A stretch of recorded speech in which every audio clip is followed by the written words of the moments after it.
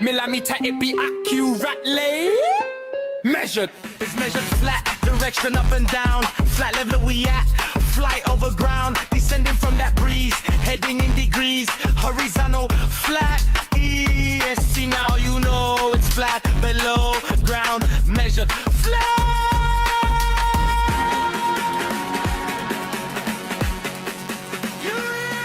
Welcome to Flat Earth Debate, Uncut and After Show. I'm your host, Nathan Oakley, and if you are new to this channel, or you've not done so already, then be sure to subscribe. Hit the bell notification icon and join button if you'd like to become a Nathan Oakley 1980 channel member and keep up to date with the Flat Earth Debate. If you would like to support the channel, there is a super chat that runs alongside each of these shows while they premiere. There's also a coffee, Patreon, crypto and thanks button in the info box below the video. Speaking of Patrons, I'm going to do a quick shout out to all of you who do support me on Patreon. So, a massive shout of thanks and appreciation to Sven P, Curved Fart, Pablo de la Cruz, A Level Playing Poem, Vitali Z, Colton James, Survive the Spin, Thomas van der Zander, Measured Flat, Tiers Morgan, Mitch Kennedy, Rod, The Name's Burley, J Mel's 24, Yu Lamento, Iron 26, Retro Bill, John Kays, Patrick Gunnels, Bob Barker, Mobile Max 777, Rob W, Unbelievable Productions, Abraham Mohammed, Skeptic 936, Texas Mike, Chow Yun Cat, and Dank. So another massive thank you to all of you for supporting me on Patreon. Links to Patreon are below this video, together with a link to my book, Measured Flat, which you can purchase now, or become an affiliate to put a link below your video if you'd like to make 30% off selling the book on your own site. So Measured Flat, available now in the info box below this video. But with that, I will pass you over to whoever is in Discord and Google so you can enjoy their dulcet tones while I set up for today's live show.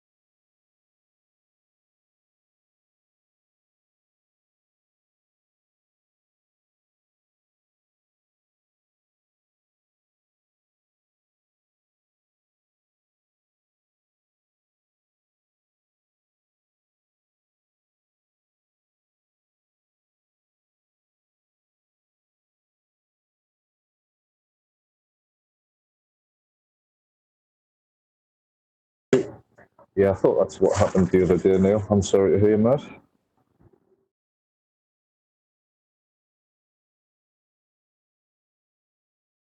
Yeah, it's crazy because it's been 13 years like a fixture, you know? How many times I've come out to take care of him and I realize he's not here. It's like, oh my God, he's not here. He's nothing to take care of anymore. But anyway. It sucks, but it means no more nasty messes and whatnot, which, yeah. But you know something that bothered me, that used to bother me, but when he got sick, I didn't care. I was like, if he's going to fight, I don't care what it is. I was fine dealing with anything I had to deal with. Shit, it only lasted 5 months. I went back to messages that I sent Paula, like when I first seen her, little bump on him. That wasn't even 5 months ago. That shit was rapid, man. It went right through him.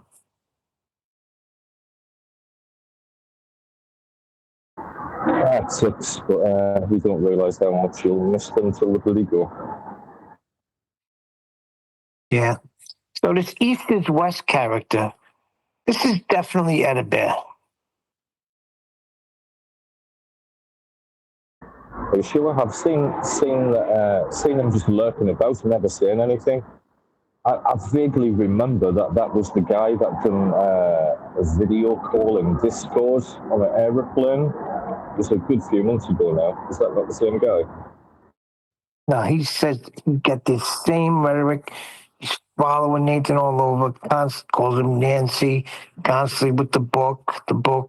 I think he even goes in, always at QE's chat when he has a show, just spouting out shit to nobody, and nobody even talks to him. Nobody even responds to him. Just throws friggin' negative shit out there. Like, Neil hasn't even bought a copy yet. He's going to put his mask on and get the $15 to buy a copy tonight. Stupid shit. I know, go from this garage to my job, which is about 2 minutes away, so I'll not be able to talk for 2 minutes. But No worries. Are we linked up to Discord? How's it going 24/7? It's actually been pretty quiet in here, mate.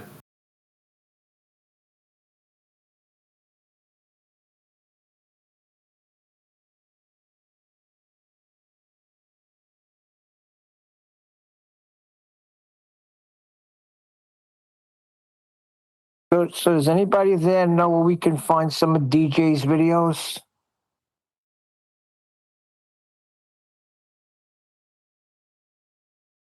DJ's videos, as in our DJ. Yeah, your guy. One of your moderators there. Does he have any videos? He's got the one, his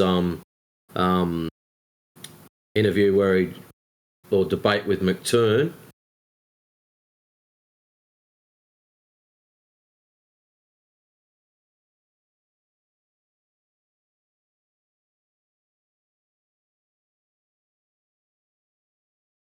But if you go to type in On The Level in YouTube, Major puts up heaps of videos and clips. He's probably got that on there. I think he's got them all sorted out into folders so you can, On The Level. Punch it into YouTube, On The Level. And the guy who runs it, Majin. Maijin. Don't go to Bev's one. You're only doing yourself a disservice there.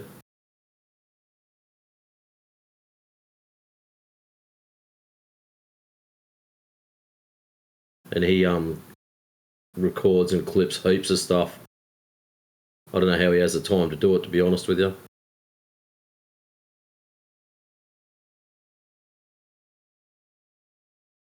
But he was starting to, I know he was starting to put them all into folders so there's specific clips from different people or persons.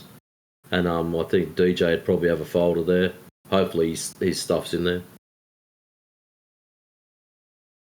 I haven't honestly looked in there for a while. And when I say a while, a week and a half.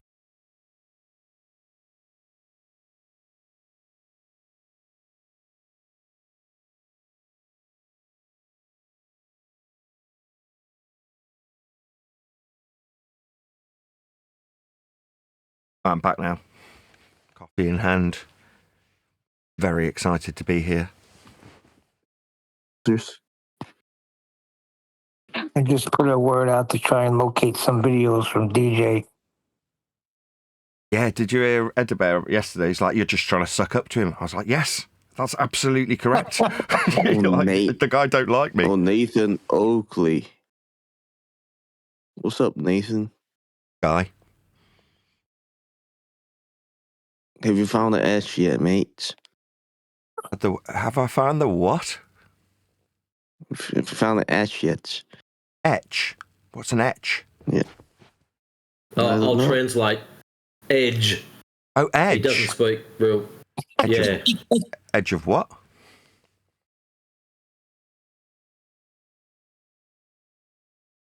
You know what I'm talking about. No, I don't know what you're talking about. I wasn't looking for any edge. That's why I said what edge. All right, forget about it, man. Let's clarify. Don't say forget it. What do you mean?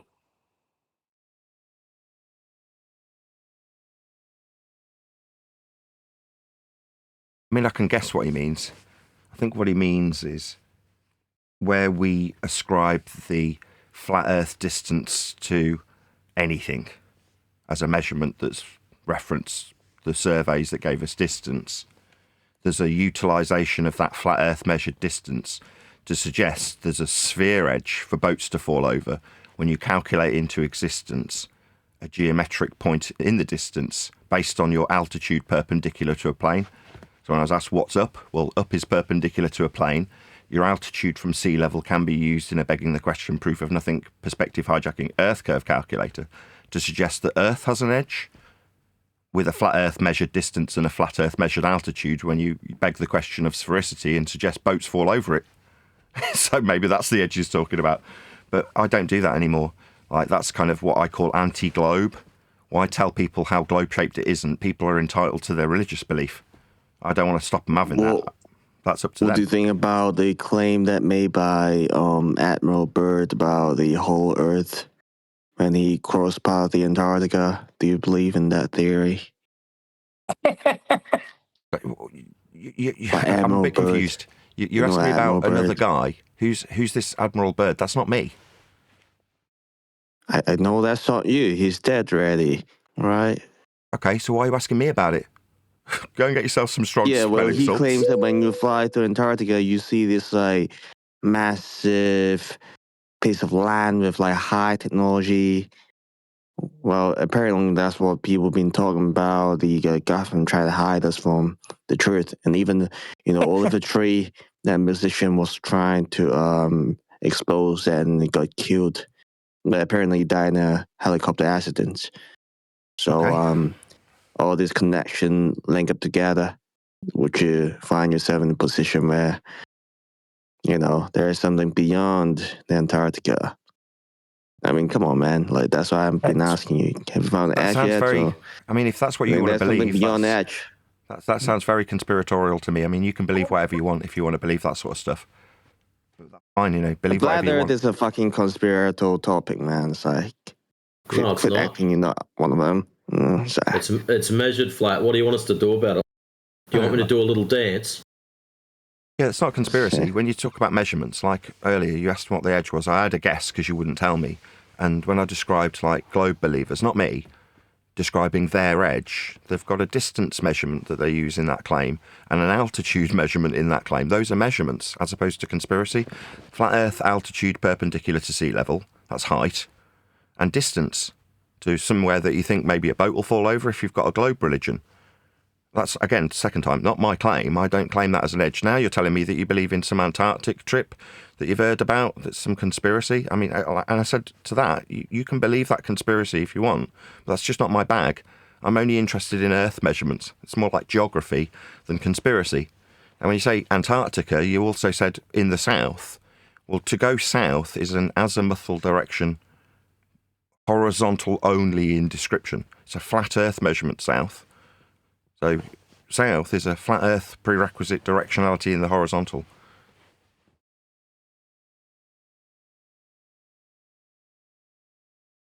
I don't know. Yeah, it's not that big a deal. Earth's measured flat.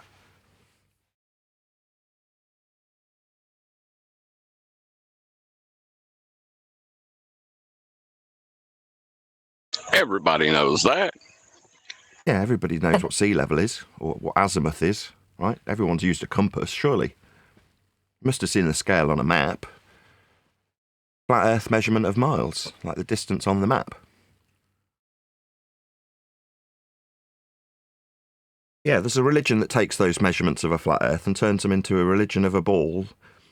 And, yeah, most people in the Western world believe they're on some ball that came from the Roman Catholic Church. And that's fine, people can believe whatever they want. But from that perspective, if somebody has got a ball faith, I like the fact that in more modern times, I used to see these people as my enemy. They're definitely not like ball believers, globe believers, heliocentrists. They can also find out through the experience that I've garnered over the last 12 years where their religion came from. That's the measurements that build heliocentrism as a religion for people to believe in. So when they believe that boats are falling over a globe edge, or that we've got space and rockets going up at flat Earth measured altitudes, all of those sorts of things are the basis or the foundations, the measurements of Earth's flat surface to create. I don't. All you have to do is remove any unconfined variables like temperature. All these unconfined variables that actually add to the refraction in your measurements. So. Didn't mention refraction, but refraction's also a flat Earth measurement. So there's a couple of different types. Refraction is the variation in the vertical with respect to the flat Earth measurement of distance. So to describe refraction, regardless of you bringing it up, because I didn't mention that, but it is still a flat Earth measurement. Refraction's a measurement deviation in the vertical with respect to the horizontal linear distance that we measure. So to say refraction means you understand how flat Earth is measured for that. But as long as you add in a refraction, then it's no longer flat, isn't it, mate?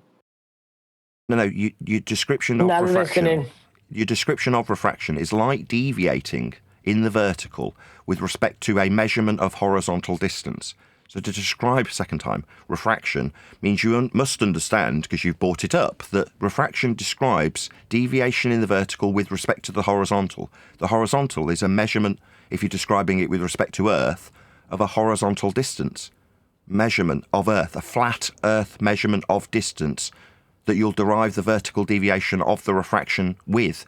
So no, it's a flat Earth measurement within your claim, not mine, of this refraction. Don't know why it's come up. It's very random. I don't really understand why we're talking about this. I didn't mention it, but fine. It's still a flat Earth measurement, though. Refraction, that is. It's deviation in the vertical with respect to a flat Earth measurement of distance. That's horizontal. Third time. Don't understand a single word, man. Do you not? Second language? Am I speaking too quickly? It's all right, Neil. Just chill.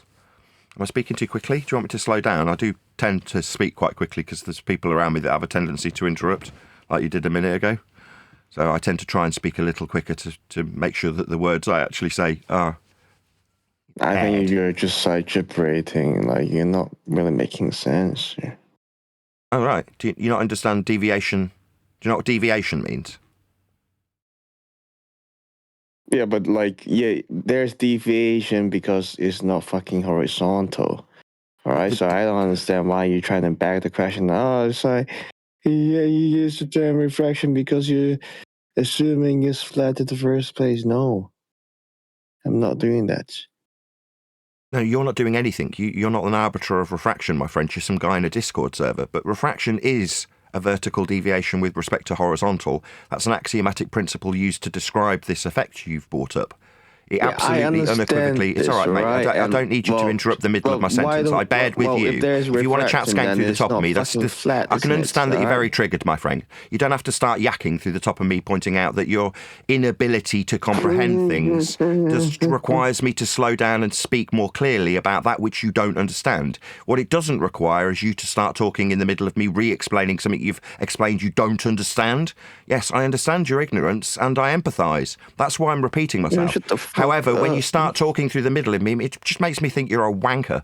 And it doesn't make me want to explain something you don't understand, end quote you. Like, you don't understand this? All right, that's no worries, mate. Do you want to sit down and shut up then? Because you're obviously too stupid to take part in this conversation. Furthermore, you keep interrupting it, like ignorant people do. That's why they're ignorant. Because when they should be opening their ears, they're opening their gums, flapping their mouth. That's what you're doing. Yeah? To describe refraction, fourth time, it axiomatically requires a horizontal distance measurement. That's not what you repeated back, which is, oh, well, I'm going to assume that Earth's flat for the horizontal. Yeah, notice how I listened to what you said, and I'm now parroting it back in a dumbass voice to make you seem as stupid as you are. Now that you've talked through me, I'll start insulting you, you ignorant little prick. Earth's measured flat in the horizontal to describe the deviation in the vertical that you have appealed to with refraction. It's a flat Earth measurement that you're appealing to, sir. Now, if you don't understand that, just sit down, shut up, and let other people talk, okay? Earth's measured flat for refraction. I'm not asking you about that, by the way. I'm telling you, as somebody who absolutely knows about this stuff. Clearly you don't, even though you brought it up. Like, again, ignorant people do. They bring some stuff that they haven't got a basic understanding of. So, refraction, what does that mean? You clearly don't know, or I wouldn't have to explain it 5 times. It's a deviation in the vertical with respect to a horizontal linear mile measurement if you're describing it with respect to Earth's surface. Okay? That was nice and concise.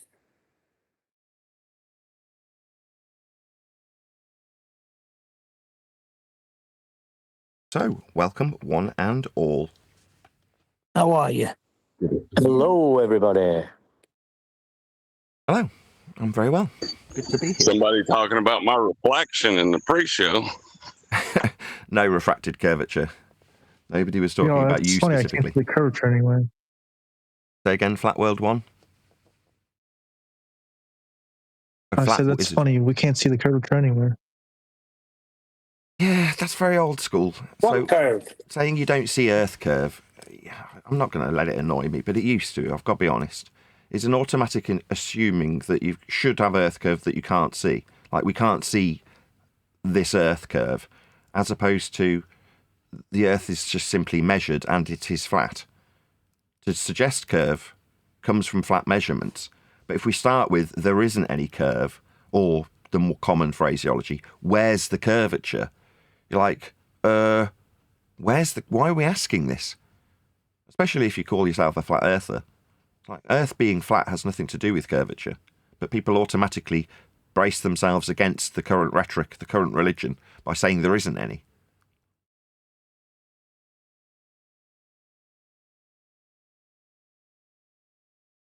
Yeah, and the replies we used to get was like, it's too big to see the curve. Or, stuff like that. And then you get into that nonsense then of conversating about that for 10, 20 minutes, and there's no need for it. Well, when you ask that question, you're reversing the default, and it's like you put yourself in the presupposition of there being a globe. You're just trying to figure out its dimensions. Oh, that is beautifully. John phrases things so beautifully. You're reversing the default. That is so eloquently put. In other words, the default position is how we measure it, flat, like linear distances, sea level, eye level, surface level, flight level. Earth's measured flat. So when you say, where's the curvature, there's the automatic prerequisite assumption of curvature that is or isn't there. So the default position changes from how it's measured, flat, and any inference of curvature will come from that flatness, to the curve is the default, but no, it isn't. Well put. Yeah, it was well put. Yeah, well said, Tom. As soon as he said it, I knew Nathan was going to love it. Reminds me of a dirty joke. 2 nuns in a bath, and one says to the other, where's the soap? And the other one replies, yes, it does. Yes, it does.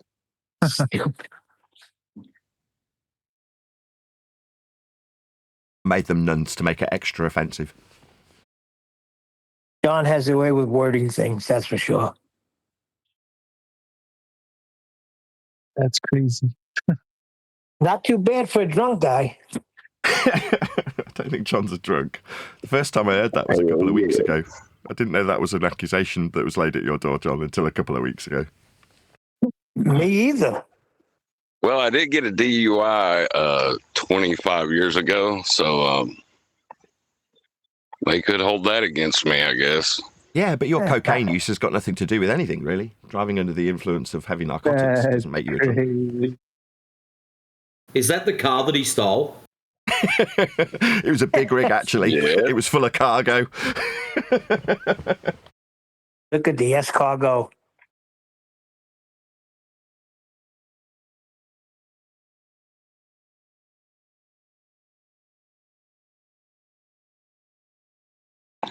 Well, it's a good thing that I'm not the arbiter of any of this nonsense that we're talking about, That's a good talking point.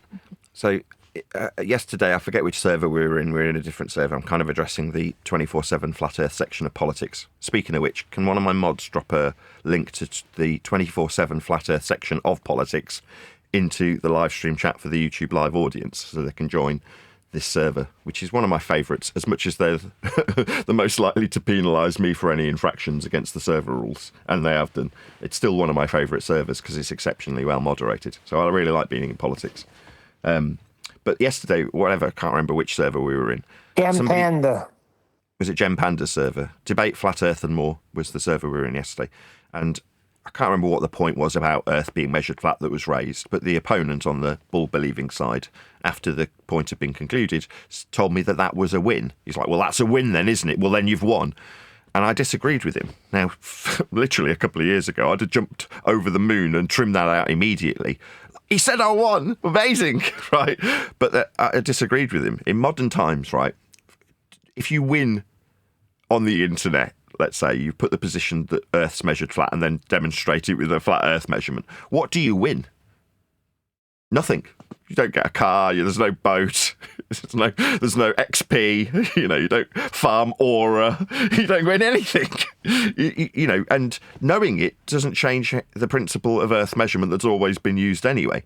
Now, again, I got rumpus from the guy I was trying to put this to give him a bit of cope, because he was getting a bit mad when I was pointing this out. He couldn't cope and kept chat skanking through the top of me. But to put it in a different phraseology, you don't lose anything either. There is no consequence to understanding how flat Earth gets measured. Knowing that doesn't mean you suddenly lose. Now, there's a societal standard that gets... What does flat Earth even mean? You always interrupt. Earth is the ground beneath your feet. Flatness means having no part higher or lower than another. That's what flat was a bit rude. Is it just me, or did the middle of my sentence get interrupted by her repeating herself through the top of me? I think it did. Did you want the answer, or did you just want to talk through the middle of the answer that you asked about? You asked what flat Earth means, and I started answering you, my love. Did you want to contain yourself? Yeah. Try again. Earth is terra firma, the ground beneath your feet. Flatness is having no part higher or lower than another. So when you describe things like measurements of Earth with sea level, you're describing a zero datum flat to describe verticality, that's heights from. That's Earth being flat. Pretty straightforward. That's what it means. And why would you even ask that question? Hold on, everyone, just don't chat skank her. Go ahead, my love. Well, why would it be flat, though? Why would the Earth be flat? I don't know. It's just how it's measured. It's just how it's measured. Why would it be the way it's measured? I don't know, but that's how they measure it. Have you measured it? Have I personally measured it? I've measured a couple of things with respect to Earth's surface. Yeah, I took an altitude when we were taking long-distance observations of lighthouses. So we had to measure a cliff that we were taking the observations from, and somebody demanded that we went and took a physical measurement from sea level. So we did.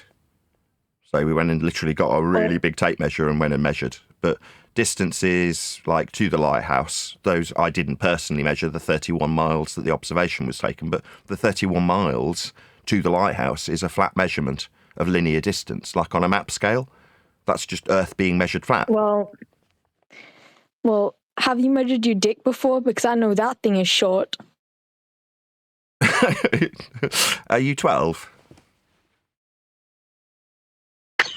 Obviously. I mean, I tend to suggest that the mental age of the people we debate with, not that there is a debate, it's just measured flat, but when there's a perception of a debate, there's a mentality that approximates a 12-year-old's mentality, like a fart sniffer that wants to go into space and likes rockets and talks about the size of other men's dicks. Are you a homosexual, son? It's already dipped out. Oh, okay. Got their smarty pants saying and bailed. I don't mind.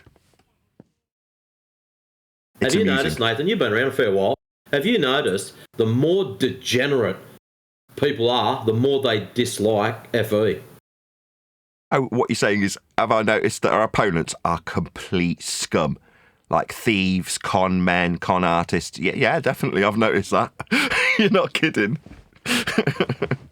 You notice how they all, mostly, I don't want to stereotype completely, but you notice how they all hide behind fake names? Just by the ones that come in the channel. Yeah, the more deranged and degenerate they are, the more they dislike FE. It's amazing. Yeah, that's anonymity to a certain degree, right? So when there's no consequence to what you say, you're more likely to say something that's outrageous or behave in an outrageous manner. Did they fix the car? Did it work? 70 quid. That's not bad. I think since you've been going on these surveys, Nathan, with the rhetoric now of like it's just simply measured flat, and they're giving you the flat Earth measurements when trying to tell you that the Earth is a sphere and what measurements would be used. I mean, they're using sea level, altitude, elevation angles. They're using theodolite sextants, bubble sextants, and I think, especially the last few weeks, I'm noticing more the psychological dilemma these guys are in is getting worse. I mean, they don't know what to do now. Now it's come down to the measurements. I mean, they don't know how to handle this situation, and they are losing their minds, literally. Well, the reason why is because Nathan stays on the measurement, and then they will eventually get caught up in a lie, like with Brenda the other day, or McToon. Yep. Yeah, stick with the measurements and they lose control. They'll try and tear you away from the measurements as quickly as they can, skip over the fact that they're using a horizontal plane themselves to measure Earth and skip to somewhere else. But if you keep them on that measurement, on the flat plane, on the horizontal level plane, they will lose their minds. Because that's all we're talking about, measurements. It's as simple as that. It's come down to a simple measurement. There's nothing special or difficult about this. Right. It's the only way you can have a knowledge of something is by measuring it, right? Yep. I never lied. Nathan caught you in a lie yesterday, I believe it was. I could be wrong because I've been working. Yeah, you lied. You said that we lied. take the measurement from the centre of I did Earth. not. And then when you were called out on the fact that you'd said that we meant measure from the centre of Earth, and I pointed out we couldn't do that, you then lied and said, I did not say that you had to take the measurement from the centre of Earth. If you want to now deny this lie, can I just get unimpeded clarity while you say, no, I didn't do that, so that I can trim all of it together and explicitly use you, Brenda, as an example of a complete lying scumbag? Go ahead now, with a clear air, tell me that you didn't say those words. Right. I never implied that you had to go to the center of the Earth to take the measurement. You said it verbatim. You said, and I quote, you have to measure this from the centre of Earth, end quote. That was verbatim. By pure chance, it broadcast yesterday. That's why Neil's talking about it. So I know exactly what the words you were. Brenda is a liar. So just so that we're perfectly clear, the one statement doesn't imply the other. So you denied saying that. You've just done it 25 seconds ago. That's right. So you're a liar. Clarity, so you lied. No, So you've lied about... Brenda, I don't want to have this back and forth with you, right? You are a proven, demonstrable liar. There is absolutely no way of you weaseling out of the fact that you said something and then denied saying it, got called a liar for it, and now you've doubled down on it. You are just a liar, right? No mistake about this. I want total clarity. Yes, I said those words, but no, that does not make you a liar. When you deny saying them, it does. That's what you did. No, I don't want to talk to Brenda anymore. Please, I don't want to converse with liars where we end up with this back and forth about whether or not they've lied. I think we've got it pretty concisely on the record today when she denied saying it and now has just admitted saying it. So we now know she's a liar without having to go to any extraneous sources. She is a liar. I don't want to talk to her anymore. I hate liars. Because you can't trust them. Once they're proven, they'll double down on it like she's already done. I don't like that. It's not reasonable behaviour. It's unreasonable behaviour. Why should anybody have to deal with complete scumbag liars? Notice how it very quickly followed that I was asked, you ever noticed how the people that suggest they oppose us, they don't. They use flat earth measurements too. Have you ever noticed how they're complete scum? And I went, yeah, I have noticed that. And then someone pops on that's complete liar, denies what they've said, has it quoted back to them verbatim, and then goes, just for clarity, I did actually say that. Yes, scum, liars, all of them. But when she was going to the centre of the Earth, she was using an equatorial plane to measure the angle. Where they will need a plane of some sort, whether it's a tangent or the centre of Earth. Yes, the angles we measure Earth with are described, if you're going to suggest they work with a ball, inside a ball. You can't measure inside a ball. We just measure with respect to a plane. The fact that the globe believers have to use it inside a ball on the equatorial plane doesn't change that we measure those angles like this on screen now from a plane. They're elevation angles, altitude angles from a plane. That's why they get transposed inside a ball, so that they can somehow function with the extended equatorial and celestial planes. That's how they work. For it to be a measurement, it must have a reference. To be a reference, you have to be able to reference it, experience it. Nobody's at the center of friggin' Earth. That's correct. It has to be flat where you're taking the measurements from. Otherwise, you don't have no angles. Well, we've got one master reference, which is sea level. Sorry, I mean mean sea level. That was just level to start with. It's, as far as we know from time beginning, it's a level plane of reference. That's what we use for all measurements, and it's level. That's the master reference for mapping, navigation. Yep, and it's level. I'm going to do a quick plug. If you're going to come to a point with somebody in a conversation where they'll say, well, it's going to come to a point where they're going to tell you level's not level. I mean, at that point, you should disengage with that person because they've got mental health issues, probably.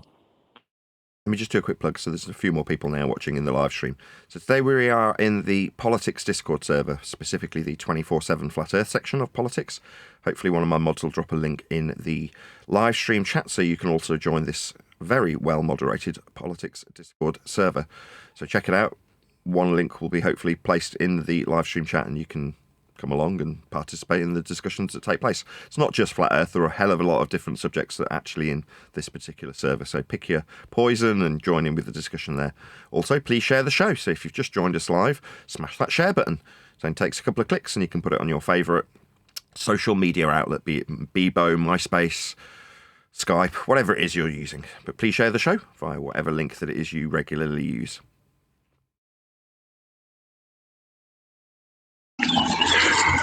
I wonder if anybody knows how to calibrate a square. Calibrate a square? I did see someone do this.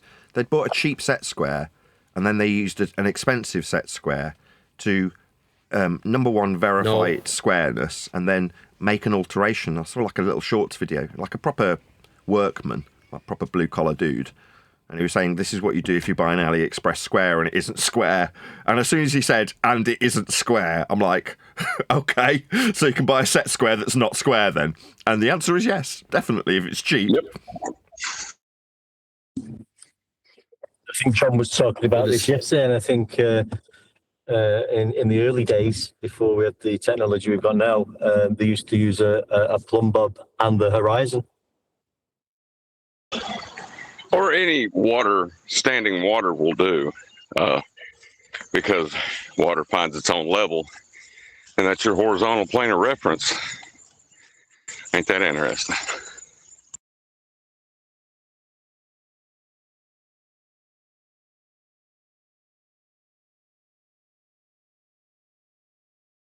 The other thing that surprised me from yesterday was I mentioned in passing that I think I'd said that I'd called heliocentrism a religion, and someone asked why it was a religion, and I explained that it came from the Roman Catholic Church. That got challenged, and for whatever reason I was like, do these guys actually know the origins of their own religion? And the answer was no. So it was a little bit shocking that the people who were in the discussion forum hadn't checked on the origin of the subject matter itself, like the origins of globe Earth. Most of them are unaware, which did surprise me. You asked the guy where did he get his radial value from, and he didn't know. Yeah, radius being a flat Earth prerequisite in terms of its linear distance value that's ascribed after measuring Earth flat with the same altitude angles that get put inside a ball. Again, nobody's inside a ball measuring angles, but we do measure a flat Earth to achieve them. And some angles that we derive distances from, that's elevation angles, can transpose into certain global systems, like the equatorial plane. That value is derived by a radial extrapolation after measuring Earth flat with angles.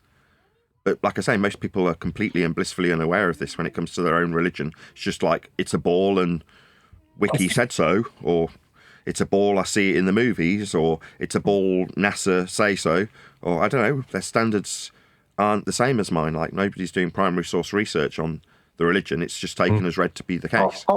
Hold on a second. We were in Gem Pansies yesterday, and that's pro baller. It's debate flat Earth, but they're pro baller, and they did not know the origins of heliocentrism. Well, certainly nobody piped up. I mean, maybe some of them did, and they just weren't. They were AFK. I don't know, but no one responded. About, yeah, I definitely know the origins of my globe religion. But we're not really talking about that anymore. We're talking about geography, the geometry of Earth, sea level measurements, latitude, heights, mapping, map scales, miles being linear, everything being in reference to a plane of any type of measurement that is taken on Earth for navigating purposes and engineering. So that's what we're talking about now. That's all that matters. I put that to the Discord in a way that will hopefully generate a little bit of controversy. So, in terms of how flat Earth gets phrased to the public, it's phrased as though it's a science category, like the science of the globe is being challenged by people who say Earth's not a globe. They call themselves flat earthers and ask questions like, where's the curvature? Now, I say that that's a psyop version of flat Earth, because flat Earth is just the measurements that we utilise in geography. So my question to the Discord server is, were any of you aware that there's a category error when describing Earth's topography or Earth's measurements, when it's suggested to be in a category of science as opposed to the flat measurements of Earth's flat surface in the geography category? Were the politics server we're currently frequenting aware that there's a category error from science to geography when it comes to this subject? Yes, there's a few of us that are aware of it, but they're all the FE guys. Most of the Globers have got no idea. Normally the following question will be something along the lines of, which field of science deals with shapes? And that's just us playing with them. Perfect question. Yeah, how is this science? But sending up rockets, which can be categorised as technology, suddenly has the ticket to whether or not we've got a ball beneath our feet. Meanwhile, the measurements that they actually utilise in all circumstances and without exception are altitude from a plane, like verticality with respect to sea level, when they describe altitudes for their travel to a place that doesn't exist akin to Narnia, that they call space. But the reality is, flat Earth is just measurements. Like a kid was asking earlier. I think it might have been a boy. I don't know. It was hard to tell because he was prepubescent. Or he sounded it. Yeah, it's just Earth measurements, right? Geography. Yeah, I think his voice was getting ready to start squeaking any minute. But that's part of the trick, though, And usually we invite it by asking them how and why questions. Yep.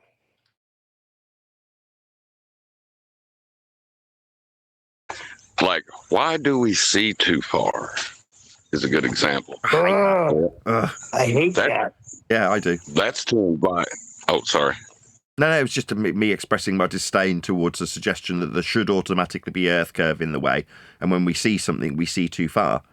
I cover this in my book, Measured Flat, in the subject on Earth curve, or the chapter on Earth curve, sorry, where I'm specifically detailing this with a little cartoon example. So there's two guys looking at a clock, and the one guy says to the other, "Check it out, I can almost read the clock.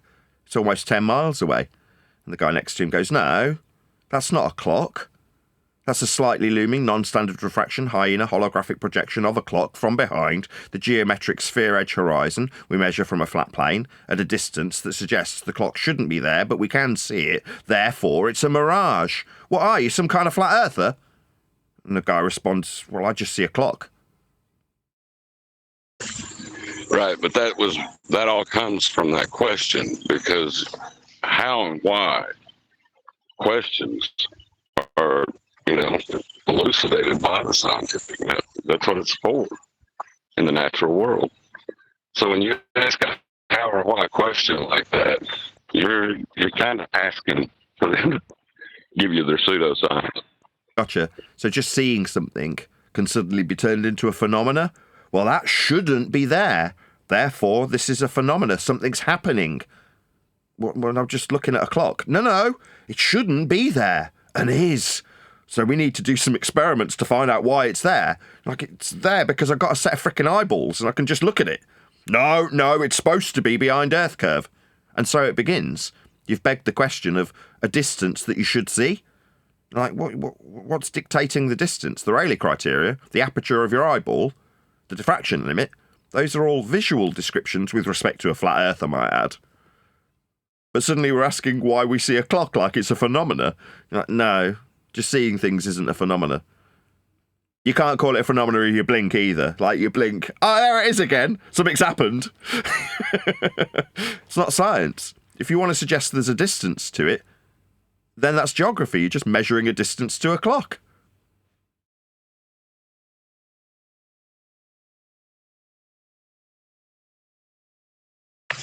But it's really useful if you're going to trick a bunch of people, or if you're going to trick yourself even, to put it into that category. Then you feel like you have empirical evidence supporting your claim. Right. If you take the value to the clock and suggest that when you've garnered a value, you can suggest, by way of a begging the question, proof of nothing perspective hijacking Earth curve calculator that assumes veracity from the outset, that the distance based on your altitude perpendicular to a flat Earth, that's verticality measured with respect to horizontality, gives you a distance to a geometric sphere edge that boats fall over at 1.22 times the square root of your measured height off a flat Earth, with a flat Earth distance ascribed to it. Therefore, there should be a ball Earth in the air, in the view. There isn't. So therefore, it's a refracted value. Oh, right, what's refraction? Well, it's how much the light deviates in the vertical with respect to the horizontal measured flat Earth distance.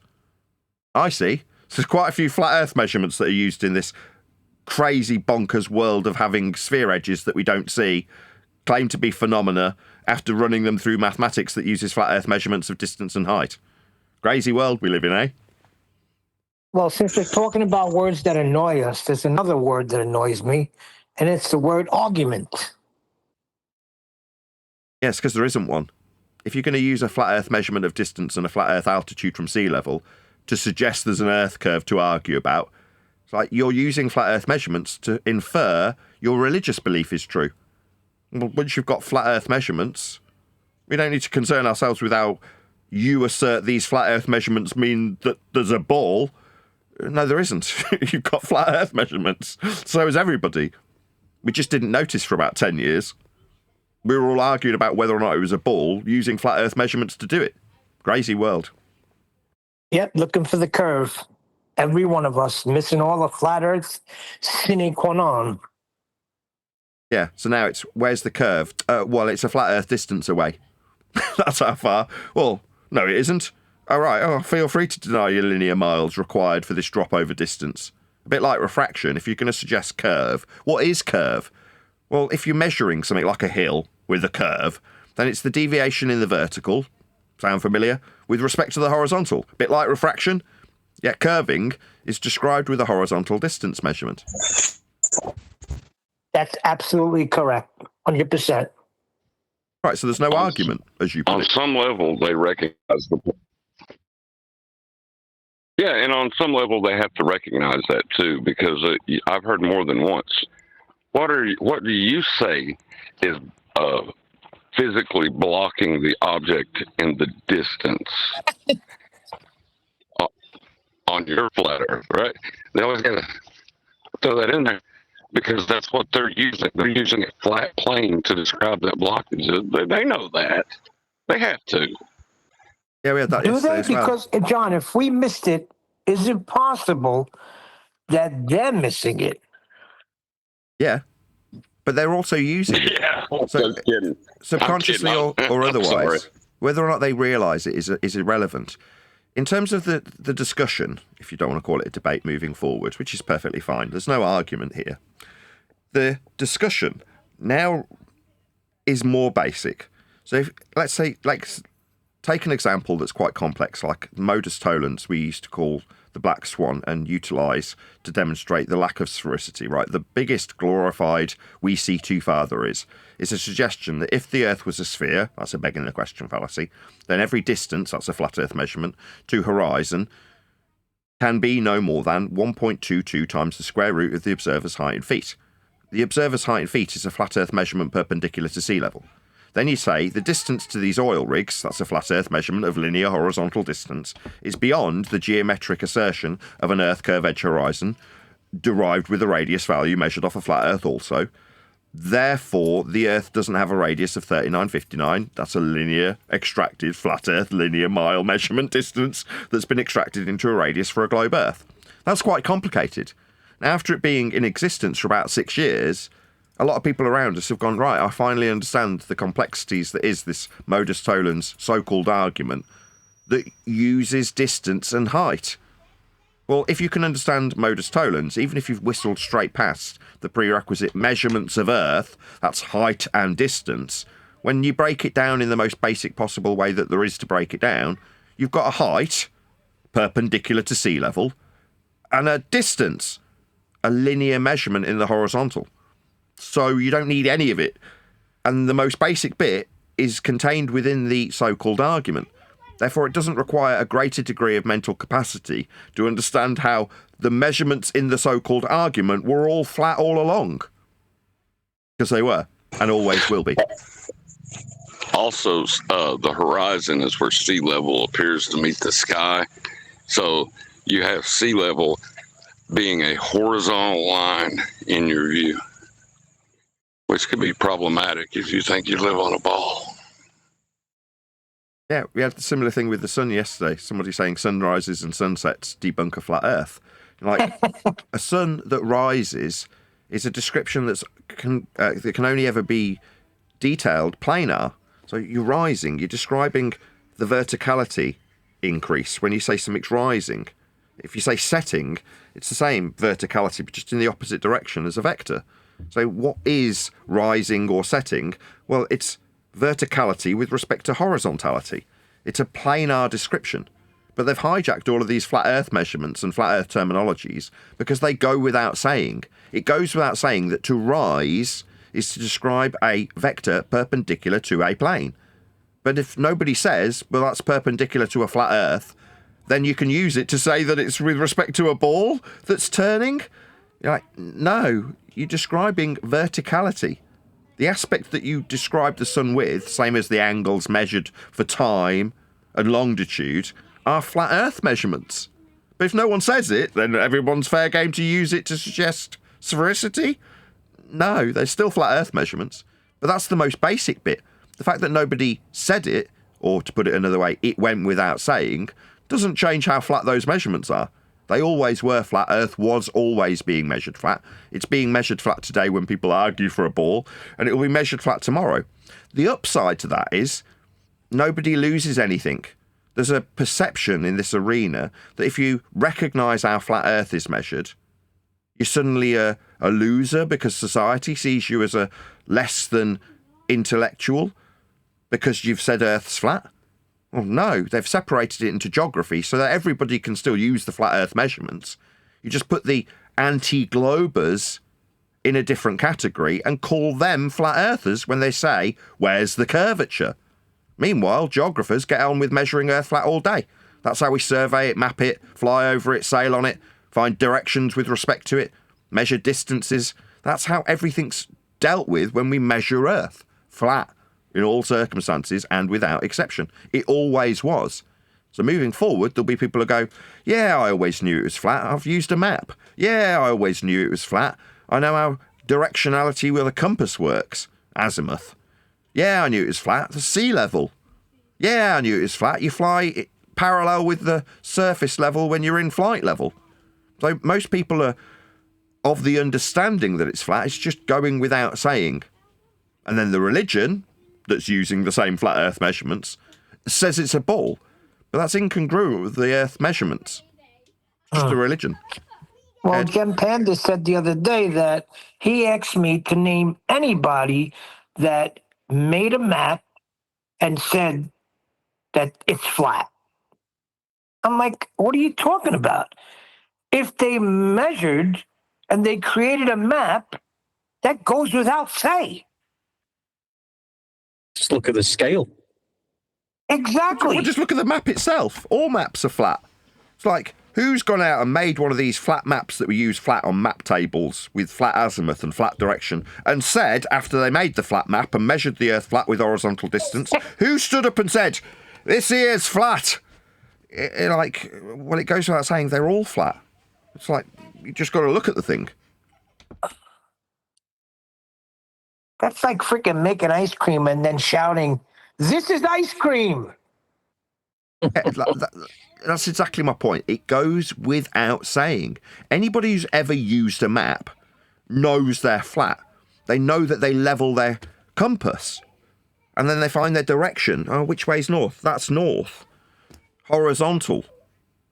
Yeah? When they look at the scale on the map and recognise the distance is an as the crow flies Euclidean measurement for the map to be accurate, they understand implicitly, albeit subconsciously, that is flat. Not because it needs to be proven, it just is. That's how it's measured. So it goes without saying. But then you can hijack it. What about that guy? Ed? Sorry, Nathan. Just saying you're right, though, until the people just measure the flat and navigate it flat. And that's what they're doing subconsciously. They know it's flat because that's what they're doing. It's like that guy, what was he called? Dwayne Huntingham. He was just getting on with measuring things, wasn't he, and doing mapping. I was laughing at that before.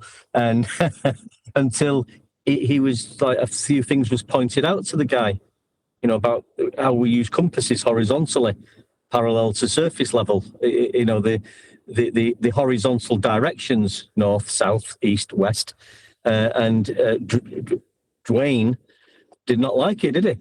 Well, I'm going to have to give context now to the politics server. So there's a fictional character in my book called Measured Flat in the chapter called Molten Iron Core. And that particular character utilises something called the wrong direction fallacy, where he ascribes azimuth, that's horizontality for directionality, to verticality, that's altitude. So the system is azimuth, horizontal directions from north, and altitude, angles in the vertical from a plane. That's the system. Well, if you ascribe the verticality, that's altitude, with north, that has a fallacy named after it. It's called the wrong direction fallacy. So this fictional character called Dwayne Cunningham is this character where he utilises this fallacy, the wrong direction fallacy. North is not up. It's not at the top of some protractor that you guys think you live in if you think you're on a ball. Actually inside it to describe this particular system with the verticality of altitude inside a ball that you have the degrees of things like latitude labelled on it. Well, that's a protractor that you'd be in, again, back to the equatorial plane where Brenda lied about measuring from within it, which you definitely cannot do. But on a plane for the azimuth in the horizontal, that's degrees from north in the horizontal, ascribed to altitude. North's not up. That's not north. That's north. It's a flat earth only measurement. So in the chapter, like I say, called Molten Iron Core, that's where this particular character comes in to give the example of the wrong direction fallacy. Check it out. Measured Flat. Available in the info box below this video if you're watching live. Yeah, nice super good chapter that. Sorry, Nathan. A good chapter that. Finished that earlier on. I really did enjoy that chapter because it goes into some detail about, the housekeeping question regarding the molten iron core and how that came about and what nonsense they've had to come up with to justify this. Really good chapter. So, yes, I'm really enjoying the book, Nathan. So anybody who's not purchased it, I'd recommend go and get a copy, and it's really, really good. Well, this has literally been funny in parts. It's been downloaded by literally thousands of people now. So if you haven't already checked out Measured Flat, I'm reliably informed that it's had thousands of downloads.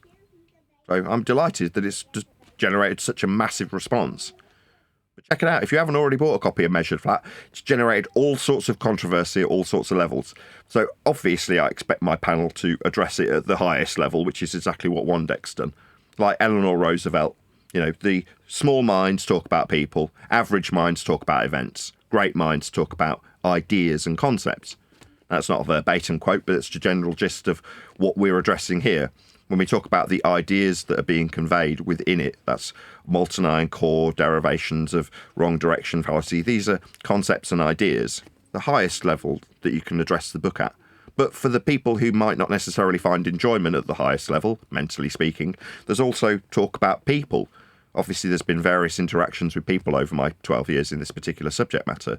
And those anecdotal descriptions in the book, some ascribed with pseudonyms, are what some people might find more interesting. Yeah? Amusing and entertaining that they are. But the book appeals to people on multiple levels.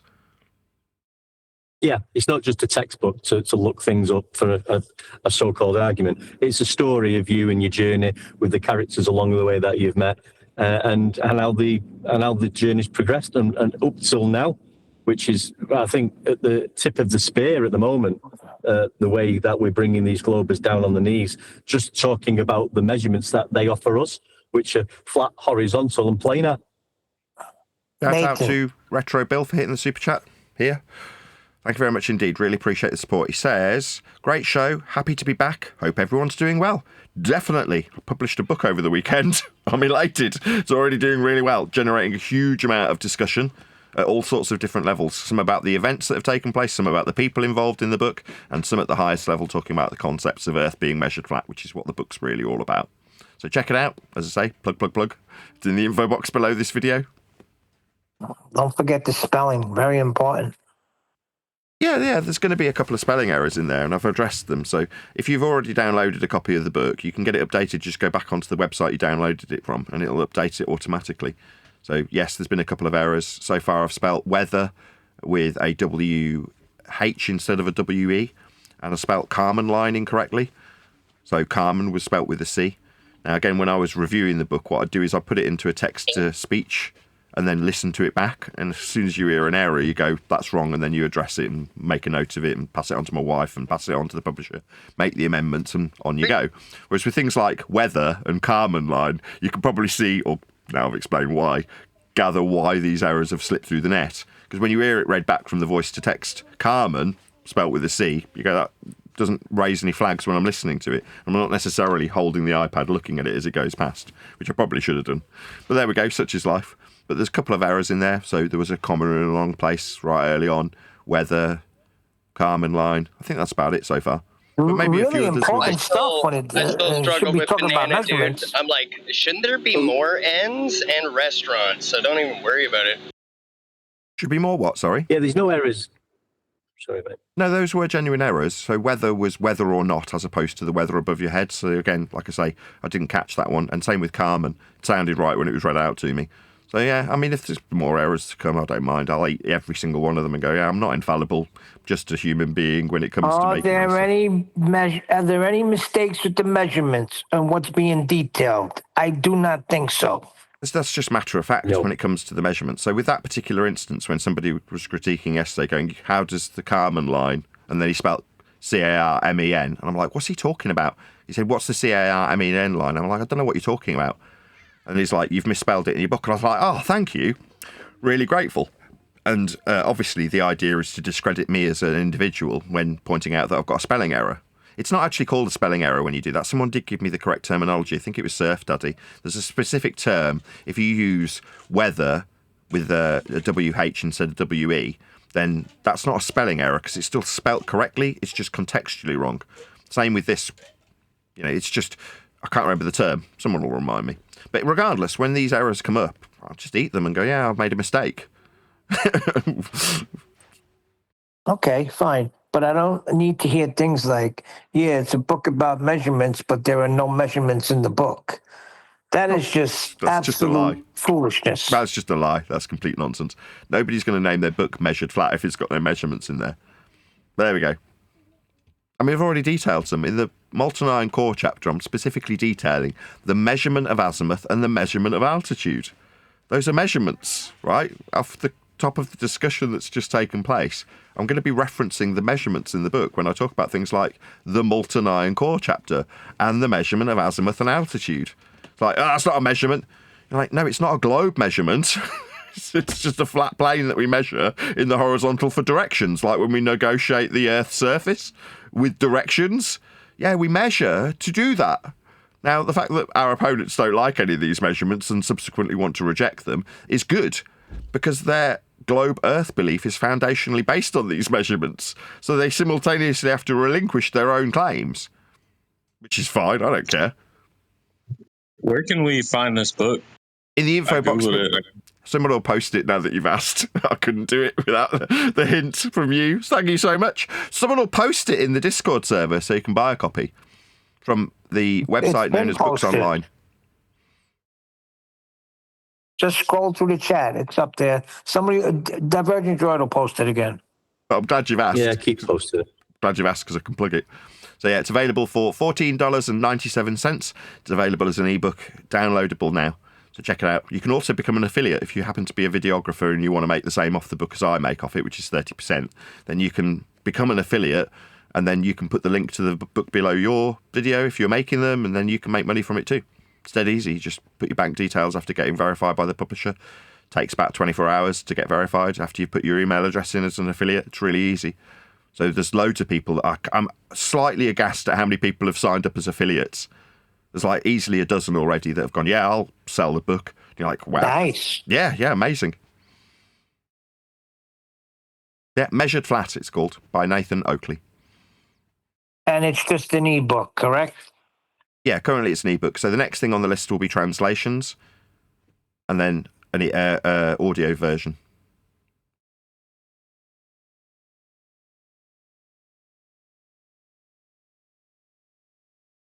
A lot quieter here in politics than it is typically. Is there any ball? I figured politics, there'd be a few ballers in here. When you say ballers, you mean them people who think they live in a globe off your flat Earth measurements? One deck. Go ahead, protect hate speech. Yeah, I heard you saying that, science didn't have anything to say about the, the shape of the Earth. But what about all the technology that's been produced, by the scientific method that that uses the shape of the Earth, like satellites or logistics, like all the logistics, the worldwide logistics, just in time logistics. I mean, if the Earth was flat and wasn't a ball, would all that stuff still work, or how do you deal with that? Well, they do work with respect to a flat plane. So if you're talking about satellites, then their altitude is described perpendicular to a plane of reference called sea level. Logistics is done with surveying. So if you're going to assess network distances for logistics, then the network distance is calculated with Euclidean straight line distance for measurements of the surface. So that's how you calculate network distance for logistics with a flat plane. Miles are linear, like on the maps, on the scales. So when you say would logistics, I don't know how it's a category error. That's got nothing to do with statistics. Logistics and altitudes of satellites, technology, those aren't scientific. Category error. But they're flat anyway. Altitude, that's flat, that's from sea level. Logistics, that's network distance, is directly tied to Euclidean straight line distance, measured flat. Yeah, I mean, altitude doesn't have anything to do, with the shape of the Earth, but the yes, it does. The claim that Go ahead. Please don't interrupt him, Neil. The satellites, they're orbiting though, right? I mean, we can watch them move in the sky. The orbit is a derived calculation from flat plane measurements also. So on screen now is the equatorial and extended celestial plane. When you describe orbital motion, you're describing it from within a ball, the ball being a glorified protractor. So when you've got a suggestion of a sphere Earth that people think that they're on because they've reified this mathematics, then what is being described above my head now for my live audience is the projection from within a ball with degrees that you'd measure to derive orbital motion. So orbital mechanics starts by deriving a radial value. This is the Roman Catholic mathematics when you say orbital motion. Right, that's Kepler, Copernicus, and Huygens. So the Roman Catholic Church needed to better explain the light movements. So they derived this system which puts you inside a ball with the degrees that you derive from angle measurements off a flat plane to things like Polaris to give you a Polaris-centric system that you can then put in motion with respect to derived radial values. Those scales that also give you the distances in orbital mechanics were also derived from flat plane measurements that derive equatorial minimums for radial values to be transposed by Huygens onto Venus. So the entire system is reliant foundationally on flat Earth measurements of distance and altitude angles to derive radial values and orbital motions with. Furthermore, the scale, as I said, derived by Christian Huygens, is also utilising a flat Earth measurement of radius to superimpose onto Venus to give you that scale.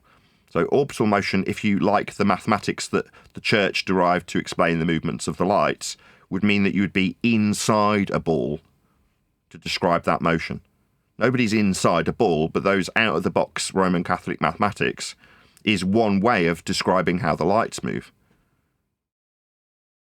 Flat Earth by prerequisite. The measurements, that is. So you're saying satellites were first described using a flat plane? No, satellites were first described in fiction books. Arthur C. Clarke. Well, I mean, like planets and stars and stuff. Yeah, planetary motion is Kepler.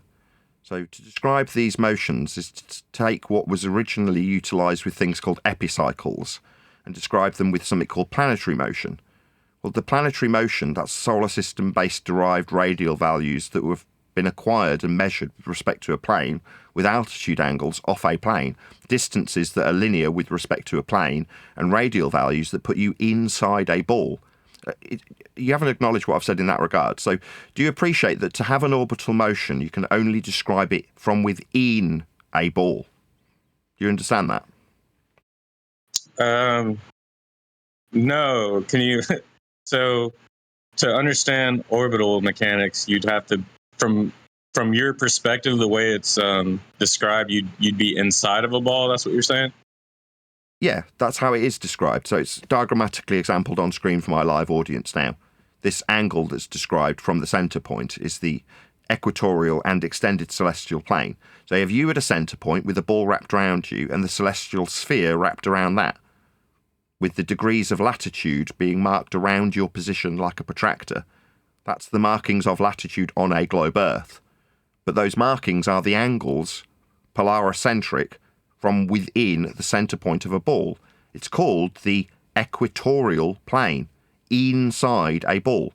The motion that you describe with orbits bifurcates the centre point of that ball. So you've got like a hamburger around a plane with you at its centre point. That's what the motion, that's orbits, is described with. The plane inside a ball. That plane, called equatorial plane, describes the angles that you'd measure to the stars. Now, number one, nobody's inside a ball. Number two, the measurement is still from a plane. They're angles to stars. Like the degrees, those degrees are from a plane. So we measure Earth flat for orbital motion. You can read all about this in a chapter called The Molten Iron Core in my book Measured Flat, where I describe and unpack the Copernican, Kepler and Huygens system of orbital motion with respect to the planar measurements that were originally measured to describe better epicycles with orbital elliptical motion scaled by Huygens. Check it out. It's in my book Measured Flat. It's very expansive.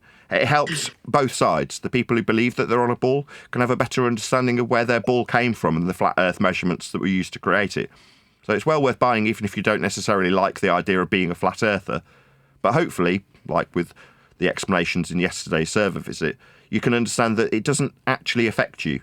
There's nothing to lose by understanding how flat Earth gets measured for orbits. You don't suddenly lose. Now, understanding it also doesn't make you a winner. You don't suddenly get a boat. There's no Brucey bonus for knowing how flat Earth gets measured to create orbital motion in this instance. You don't win anything either. I said this the other day, Nathan, if you remember. Hold on, I'm talking to a guy in Discord. Sorry, Nathan. Are there visual representations of what you're saying in this book? Or I think you were saying there was like a visual for your live audience. How do I find that? Where's that at? Oh, I'm glad you asked. My channel's called Nathan Oakley 1980. That's where this is going out live now. So the live audience, I just happened to pause it because when you were asking about it, just by pure chance, it's on my slideshow on a revolving reel with all sorts of different screenshots. But just by pure chance, what you were asking about happened to be on screen. So if you go to Nathan Oakley 1980, you can join the 70 odd people, I can't get to it quick enough, that are currently watching live, and you can see it on there. But yeah, it's just like I say, we call it the globe burger, but it's a bifurcation at the equatorial plane and extended celestial plane that you have to be within to describe the motion with respect to the center point, that the line of the globe would move around in that motion, mathematically only. So it's a mathematical construct. It's not a reality. Now, don't get me wrong, I appreciate that you are, as a heliocentrist, presumably sold this as being your reality. It isn't. It's a mathematical construct. You can't be in a ball. But you can be on a plane. That's how it's measured. The equatorial plane that this functions with is a representation of the plane you measure the angles from. You're just not in a ball moving around the sun. That's not a possibility. You can lie about it, you know, when you describe it having been led to how the Earth measurements function in this ball-shaped way. You can say, yes, you get the measurements from the centre of a ball, end quote Brenda, and then spend the rest of your time with me lying about the fact that you haven't said it, because you understand how Earth must be measured to function from within a ball, end quote Brenda. But then, like I say, that's uncomfortable because you want to believe that you're on a ball rather than in a ball, and saying that you're in a ball measuring angles is kind of stupid to have you moving around the sun. But that is just how it works. That's what the Roman Catholic Church did to better explain epicycles with retrograde motion. That's orbital mechanics. Hope that helps. Hold on. Everyone in G+, talking to a guy in Discord, just let him acknowledge. We'll move on to someone else, or you guys have to just give him a chance. All right, yeah, that made sense. I'll look more into that. So appreciate it. You can read all about it in my book Measured Flat for only $14.97. Pick up a copy today. Thousands of downloads have already taken place. Lots of people are talking. It's the talk of the town. Generated quite a stir, a lot of controversy. Great price too. I was just going to say, all measurements come from the surface. Yeah, of course. All Earth measurements. I was going to say. Earth. Go ahead, one day. I was just going to point out, Nathan, that, sorry to interrupt, I thought the guy was sort of done. Sorry, mate, about that. Yeah, the book, that's why some of these topics and discussions in the book and the chapters, like you've just been going over, can be difficult for people on both sides, let's say. And when you're talking about that on the show, quite just, rolling off the tongue, if nobody's aware of this is how they've come about to create the globe from inside a ball on an equatorial plane, from as a protractor view. It does sound ridiculous, and thinking, what's he talking about? The good thing about the book is you go through that like you've just said in the chapter.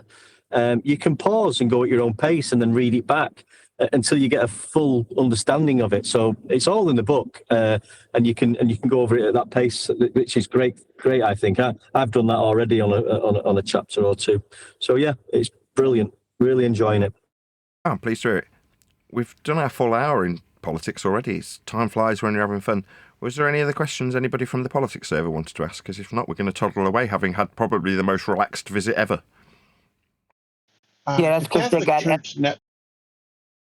The Catholic Church never affirmed the flat Earth. Say again. The Catholic Church never claimed the Earth was flat. Okay, what's the origin of the radial value?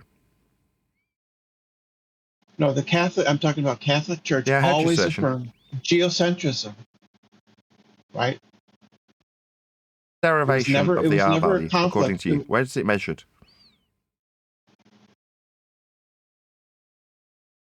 So when you said the Catholic Church was against heliocentrism, that was because they were geocentrists.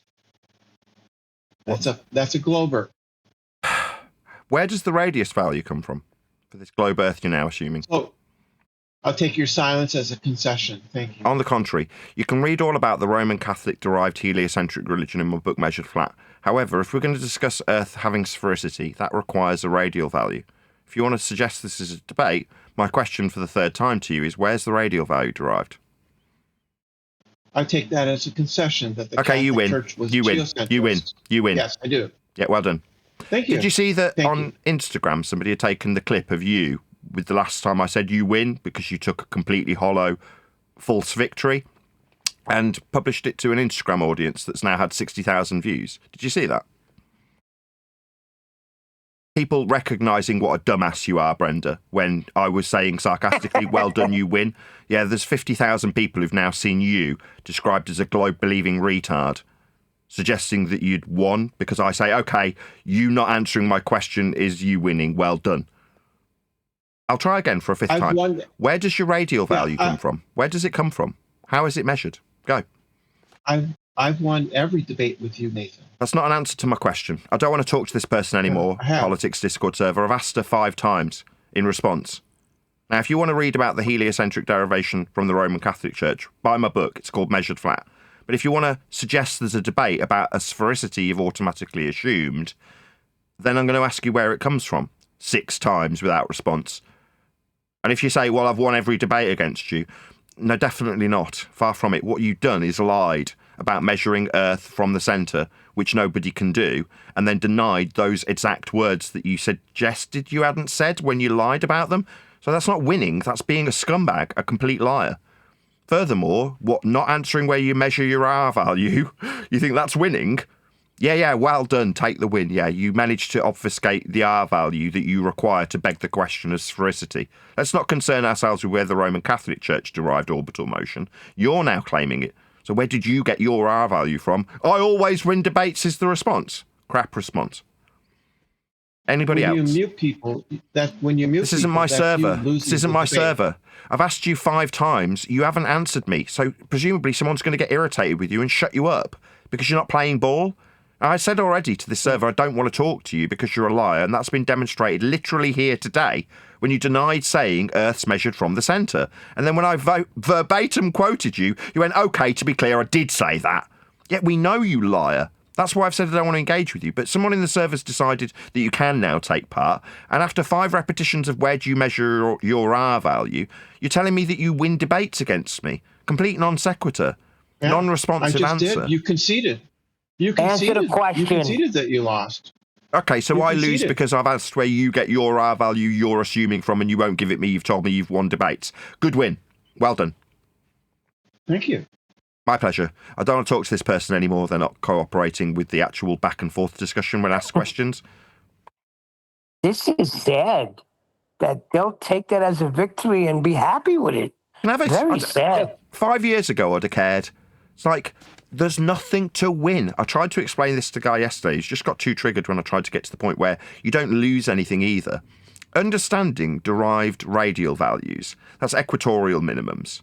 Yeah, like for the equatorial plane, that's where you get a radial value. When you derive that minimum elevation angle to Polaris, so it can back engineer from the flat Earth acquired angles off a planar surface into an equatorial plane inside a ball. That's how we derive this value. So when it's, well, how do we do this? Well, that's how you do it. You measure Earth flat and derive an extracted radial linear value in miles. So you need a flat Earth to measure a radius. That's why I'm asking about it. Because we can get straight to the nitty-gritty of how Earth must be measured flat to infer sphericity and radial values for orbital motion. That's orbital mechanics. Now, when you understand that, you can understand, as an audience member or a participant in this Discord server, where the value is measured from a plane. Now, if you don't want to take part and you're like, well, I always win, it's like, that's not going to win you anything. You don't get a prize for having a heliocentric belief. You don't get a prize for understanding how flat Earth is measured for radial values. There's no prize for understanding how elevation works with respect to a plane inside a ball called the equatorial plane, or the plane surface of Earth that you measure for it. You don't win anything. But likewise, you don't lose anything either by recognising these axiomatic flat Earth measurement facts. You don't lose anything. Who cares? This is moot. I don't know. I'm going through all of these names. There's a lot of ballers in here. You got Steve Bauman in here. He was one time came in to contest. He's got nothing to say, huh? Measurements will silence everyone, I'll tell you that much. Man, shut your bitch ass up, dude. Shut your bitch ass up. What does that mean? That doesn't sound like Steve Bauman. Dragon Fruit, did you have something you wanted to ask? If not, I'm going to round out my live show shortly. Are you joking with me? Thought that was you that said, shut your bitch ass up. Was that not you? Yeah, but that's what measurements will do. They'll make people jerk and scream and, like Tourette's. I didn't see anything. Or is it Mage? No comments? I don't mind. If no one's got anything to add, I'll just plug my book again and then thank you for having me. It's been really good. Other than having Neil to talk called to a me liar. out, so I'll ask a question if you don't mind. Yeah, of course. Go ahead. Be my guest. Yeah. Yes. When you take a flat Earth elevation angle measurement to Polaris, does it obey the geometry you would need it to comport with reality? I don't need it to do anything. I think you're confusing globe Earth acquisitions of equatorial planes with my claim that I need. I don't need this. No, I was asking about the flat Earth elevation angle to Polaris, not a globe Earth, the flat Earth measurement. I'll answer you again. Do you want to acknowledge what I've said this time? I do not need this for anything. The fact that it is used for globe Earth derivations doesn't mean I have to defend it. But it is just an acquisition of an angle from a planar surface. The Earth is measured flat, right? Skanking through me, my friend. My friend, I haven't finished the sentence. I'm not going to apologise for the middle of my sentence interrupting the start of yours. Meanwhile, you're asking about flat Earth elevation angle measurements. Regardless of what they're used for, in this case the equatorial plane, they're still flat Earth measurements. They're angles from a plane. Who cares? I don't need them, though. Okay. Yeah, I understand they're flat Earth measurements, and they're your claim that that's how the Earth is measured. So I thought I was ask you if they obey geometry. No. I'm just asking about. I heard you the first two times. I heard you twice. Now you're repeating yourself. I'm not asking about. You won't shut up. I heard you twice. I'm sorry. I heard you. In the middle of my sentence, I heard. The beginning of yours. Yeah, I heard you. You're repeating yourself. Okay. I heard you all three times. Now that's why I'm interrupting this time, justifiably. When you don't answer the moderators, I'm going to reply to him. Hopefully you won't make it do. audio chaos because he's decided that the repetition of his question three times supersedes me answering it. Third time, I do not require this for anything. When you say it's your claim that what we measure latitude marked on a globe, we do definitely measure latitude. It is definitely required by bull believers to form their sphere belief. It isn't mine. I don't have to defend it. But they are just flat Earth measurements from a plane that, while I point out where my opponent requires flat Earth measurements to create a bull to believe in, that doesn't mean I have to use them for anything. I don't care. If we ever measured Polaris ever again ever, I wouldn't care because I don't use them for anything. But they are just measurements from a plane. Quote you, yes, I understand they're flat Earth measurements. Yeah, they are. But that's the end of my involvement.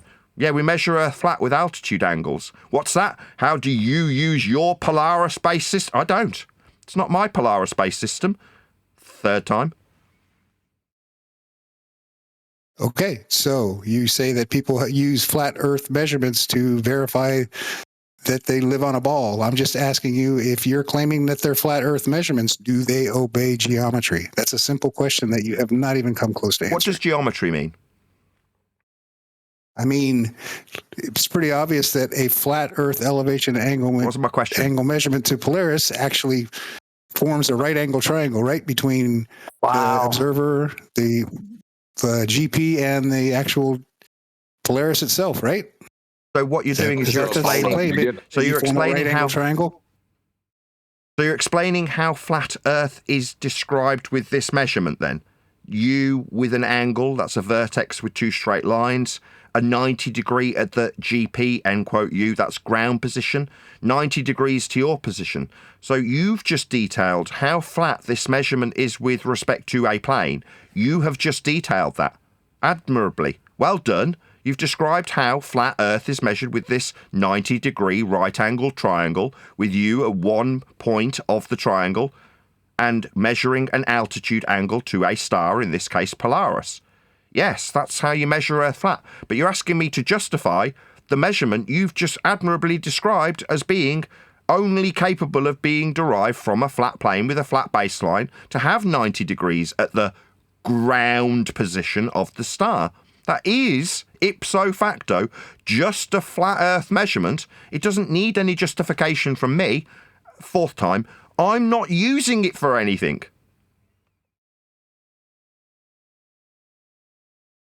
Earth still measured You're not flat with using it for anything. And you just perfectly described a flat Earth measurement to Polaris, creating a right angle triangle. Now I'm asking, does that right angle triangle obey the basic geometry of how you calculate the sides and angles of a triangle? Calculate the sides of a geometry. What does geometry mean? Second time I've asked this. Triangle. You heard me correct myself. Don't be like that. Well, I asked you a question in response. What does geo? That means Earth.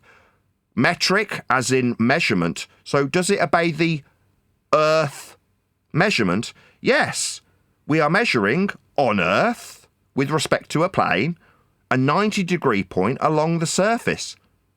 This is part of a process called celestial navigation, when you measure altitude angles to stars. We're not talking about celestial navigation. I was talking about measuring an angle, creating a triangle, and figuring out the sides of a triangle. That's the geometry I'm talking about. It's very what would basic. be the purpose? It's the first thing you learn about triangles. That's it. Yeah, for what purpose? It's really that simple. For what purpose? To comport with reality. When you create a triangle, if you have two sides and a length, you can calculate the rest of it. If that's how you comport with reality, to truly verify that something is measuring a triangle. I wouldn't do that. I would use this process for celestial navigation to find my position on the ground. Because you said specifically, we don't need to talk about my bad, I'm just answering in moderators. My bad, moderators. This is just the middle of my answer going to be chat-skanked by this guy talking through the top of me. Do you think that talking through the top of me is going to make you a winner? No, my friend. You are talking about celestial navigation. Quote, you, GP at 90, end quote you. That's the celestial navigation terminology. So either you're now lying because you need to burn a little straw man about the altitude of the star, I'm guessing, but I wouldn't use it to calculate an actual altitude because that's not what this is used for. In terms of the altitude when used in this process, you're measuring a star with respect to something called the celestial sphere, from within a ball if you're a ball believer. Not that anybody's measuring any angles to stars off a flat plane in a ball on an equatorial plane with a giant globe Earth wrapped around us. That's an impossibility. But when you do, you're not measuring for the actual altitude from sea level, a flat Earth perpendicular vertical measurement of altitude. That's not what you're doing it for when you measure for, quote, GP. Now, I appreciate that globe believers like to burn a straw man where they detail explicitly how flat Earth is measured with a triangle with a 90 degree to your position for celestial navigation on the ground, and then want to ask me about whether or not we can calculate the height of the star. But then when I ask you what the purpose would be, I don't seem to get a response, because according to you, it's not for navigating. I mean, why would we be doing it then? Are you trying to figure out the heights of stars with elevation angles? Because that suggests to me that you don't understand the ascribed infinite distance that the celestial sphere, when using this methodology, has got, because you think there's heights. Furthermore, the heights that are ascribed if you are a globe believer aren't derived by altitude angles. They're derived by extracted radial values with Copernicus, Kepler and Huygens, as I detailed quite admirably earlier. That is what scales your heliocentric worldview when you think you are in a ball measuring these flat Earth angles from an equatorial plane with a ball wrapped around you. Nobody's in a ball, but we do measure altitude angles with 90 degrees to your position for celestial navigation with respect to the infinitely claimed to be distant, that means it doesn't have a height, of the celestial sphere. Meanwhile, the altitude angle is from a plane. That's the measurement of a flat Earth planar for an angle. I don't need this, by the way. Me admirably detailing how heliocentric this system is, with planar measurements equatorial in nature, does not make this mine, in case you suddenly decide that this is now my claim. No, it's me understanding how flat Earth is measured for your religion of your ball you believe in when you think you're in the middle of a ball, measuring a plane called the equatorial plane to the celestial sphere with its infinite distance that you obviously don't understand because you seem to be inferring that we can derive a height from an altitude angle. Now that makes you idiotic and ignorant of your own system, derived by Kepler, Copernicus and Huygens. You obviously don't understand this stuff if you think you can acquire the actual height off sea level, a flat Earth measurement, with this altitude angle. You're just ignorant of how this works, my friend. Hope that's clear. I understand how it works perfectly clear. I also understand the fact that you can't get the height is exactly why the Earth is not measured flat. Now, when I talked about measuring the elevation angle, I'm not talking about doing it for celestial navigation. I'm just talking about verifying that flat Earth measurements to celestial bodies comport with reality, which they obviously don't because they don't obey geometry. It's that simple. All that other crap you threw in there just to throw everybody off really made no sense at all. We're just doing one thing. When you're done finishing, reality. hopefully G+ won't interrupt me. Yep, I'm done. That was it. That's all I'm doing. Thank you. Can you shut up now? Thank you. So this diagrammatical example, my God, moderators, he said he's done and he's carrying on talking. What he said is just waffle, is diagrammatically exampled above my head. That would be the centre point from within a ball on the equatorial and extended celestial planes. Who's off mute? Refracted curvature, please can you mute? Inside a ball on the equatorial plane with an angle marked 40 degrees, labelled celestial equator, and a very clear designated centre of Earth. This is the angle this gentleman was just detailing. The angle comes from within, not on, a ball. The ball would be a glorified protractor that you'd be in to make this work heliocentric. Now, nobody's inside a ball, but we do absolutely unequivocally measure Earth flat for this 40 degree. The degree is from the baseline to the star you're measuring. Not for height. There's no height measurement ascribed to this. That's idiotic. You don't acquire the height of the star, you're trying to find your position on the ground. This is a mapping system for finding your position on the ground. That's how it works. Nobody's using this to find height. I've already asked you, this will be the third time. Why are you doing this? Why would you want to measure an altitude angle? Is it that you think that you can acquire a height with it? That seems very stupid. Can you address how stupid it is to assume that you can acquire something that's ascribed in the system as being at an infinite distance? That's unascribable. Oh, yeah, I understand exactly how stupid it is. That's why I'm talking about standing on the surface of Earth, measuring an angle, and verifying that you can create a right angle triangle that comports with reality. You can't because the Earth isn't flat. I don't know how many times I'm going to have to say that to you. It's not something I want to do about celestial navigation. I just want to measure the star, the angle. Do we create a right angle triangle? No, you don't, because the Earth isn't flat. It's that simple. But that's I don't know why that's you don't not get even that. But that's not even true. Like Nathan said, when you're measuring the altitude stars and things in degrees, it's not the same as, like, for example, when you do use a right angle triangle with planes and landing. Because you're saying that, like, it's the Earth. No, they use the Earth as flat then too. Yeah, meanwhile, he's decried this system that's required to create a sphere with. The altitude angle is from the surface. It's not from a curved surface. It's not from the protractor you're measuring the angle with. And that's what a globe Earth would be wrapped around you with degrees written on it. The angle is planar. We measure angles to stars from a plane. It's an altitude angle measurement. Do you not know what an altitude angle is? That's a flat Earth measurement. I understand we measure them from a plane. What is the plane?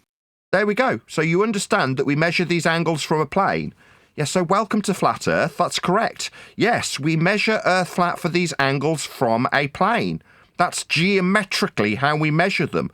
Because we measure them, their angles, from a plane, end quote you. So yes, for these angles, we measure Earth planar. The plane is just a bubble level creates an imaginary plane, straight out, eye level. Has nothing to do with the shape of what you're standing on. It's the same plane that you would use if you're on a flat Earth, or if you're standing on a sphere. No, you can't get a plane from a sphere. You're not standing on the surface of something curved to get a planar measurement. with a GP at the end of it. The 90 degree is with respect to a ground position. That's a GP. That by applying geometry. Why am I being chat skanked through? Why are you chat skanking through me? You don't understand this stuff. Yeah. You thought that you'd measure this angle to get the star's height. Use a keyboard to chat skank. Use your terms correctly. You thought you could acquire the height with this measurement. That's not what it's for. It's for acquiring, end quote you, ground positions. They're positions on the ground. You said GP. That was your quote. That's what you said. Now you're telling me that this planar measurement, now you understand how planar it is, has nothing to do with the ground.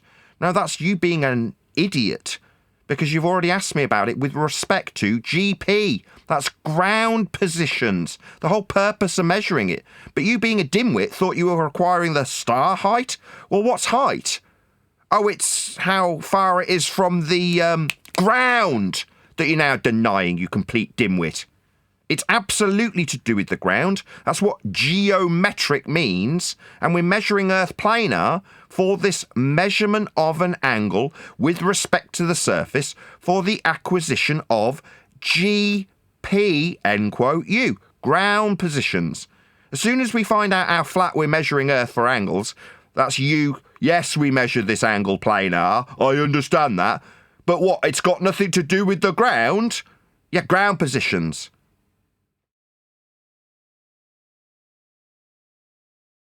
Hello, you stupid retard! Cat got your dumbass tongue! Hello? You're a retard. Stuttery! Get a frickin' grip! You don't understand how flat Earth is measured until it's conceded that it's planar. Then it's not the ground. Yeah, you can't it is. Talk, huh? You just ground positions. Ground positions, end quote you. You don't even understand the... Stuttery! You said it's nothing to do with the ground. You also specifically detailed this was for ground positions. Makes sense. Yeah, it makes sense that it's for ground positions. You're now denying that it's anything to do with the ground, you stupid dumbass. Hello! You've denied that it has anything to do with the ground. You've gone into mode of you got to scream every time. Wanker. This guy's a wanker. What he's done is conceded how planar we measure these angles. Then I've quoted back him. GP, you say? End quote him. Yes, he did. He also denied that he was talking about celestial navigation. Yeah, that's what we do this for. Navigating. That's the point. But the minute it's planar and conceded as such, suddenly it's nothing to do with the ground. Positions that he's also detailed. It's everything to do with the ground. Magical it's right flat. Angle triangles that don't obey geometry and just... They do. We're measuring the world for this. It's a geo. That's ground. Geo means Earth. Metric, that means measurement. So when we measure from the ground altitude angles, altitude is directly tied to the geometry. It's altitude angle measurement. Hello, you stupid globe-believing cuck! How many words do I have to say before you go ahead and just jump on me again? Dickhead! You've told me this is nothing to do with the ground. Now I'm furious with you. When you've asked me about ground positions, and then when it's planar by concession, suddenly it's nothing to do with the ground, I'm going to shout at you and call you a retard. Yeah, sure, I know you are, because that's how you roll. What, when you tell me that we're going to measure for ground positions, then you concede that it's planar, and then as soon as it's a planar measurement, it's got nothing to do with the ground? That makes you a double-speaking wanker. Yeah, that's me doing the double speaking. Yeah! GP, meaning ground position, at 90, end quote you.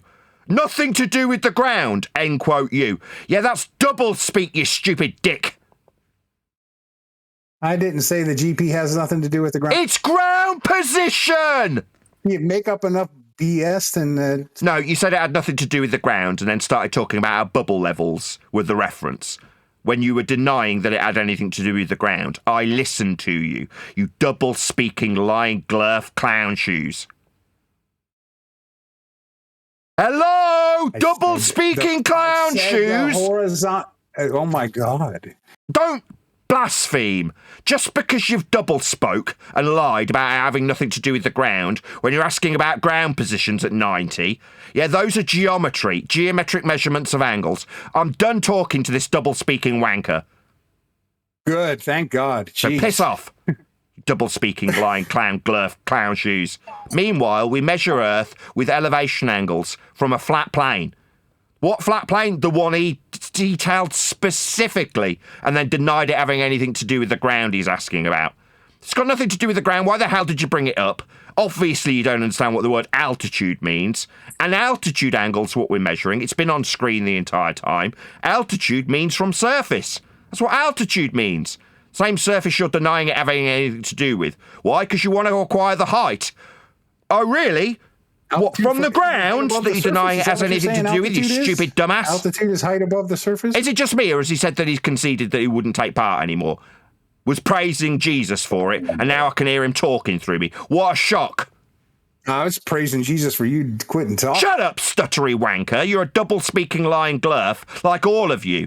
The minute we measure Earth planar, end quote you, suddenly it's not the frickin' ground anymore.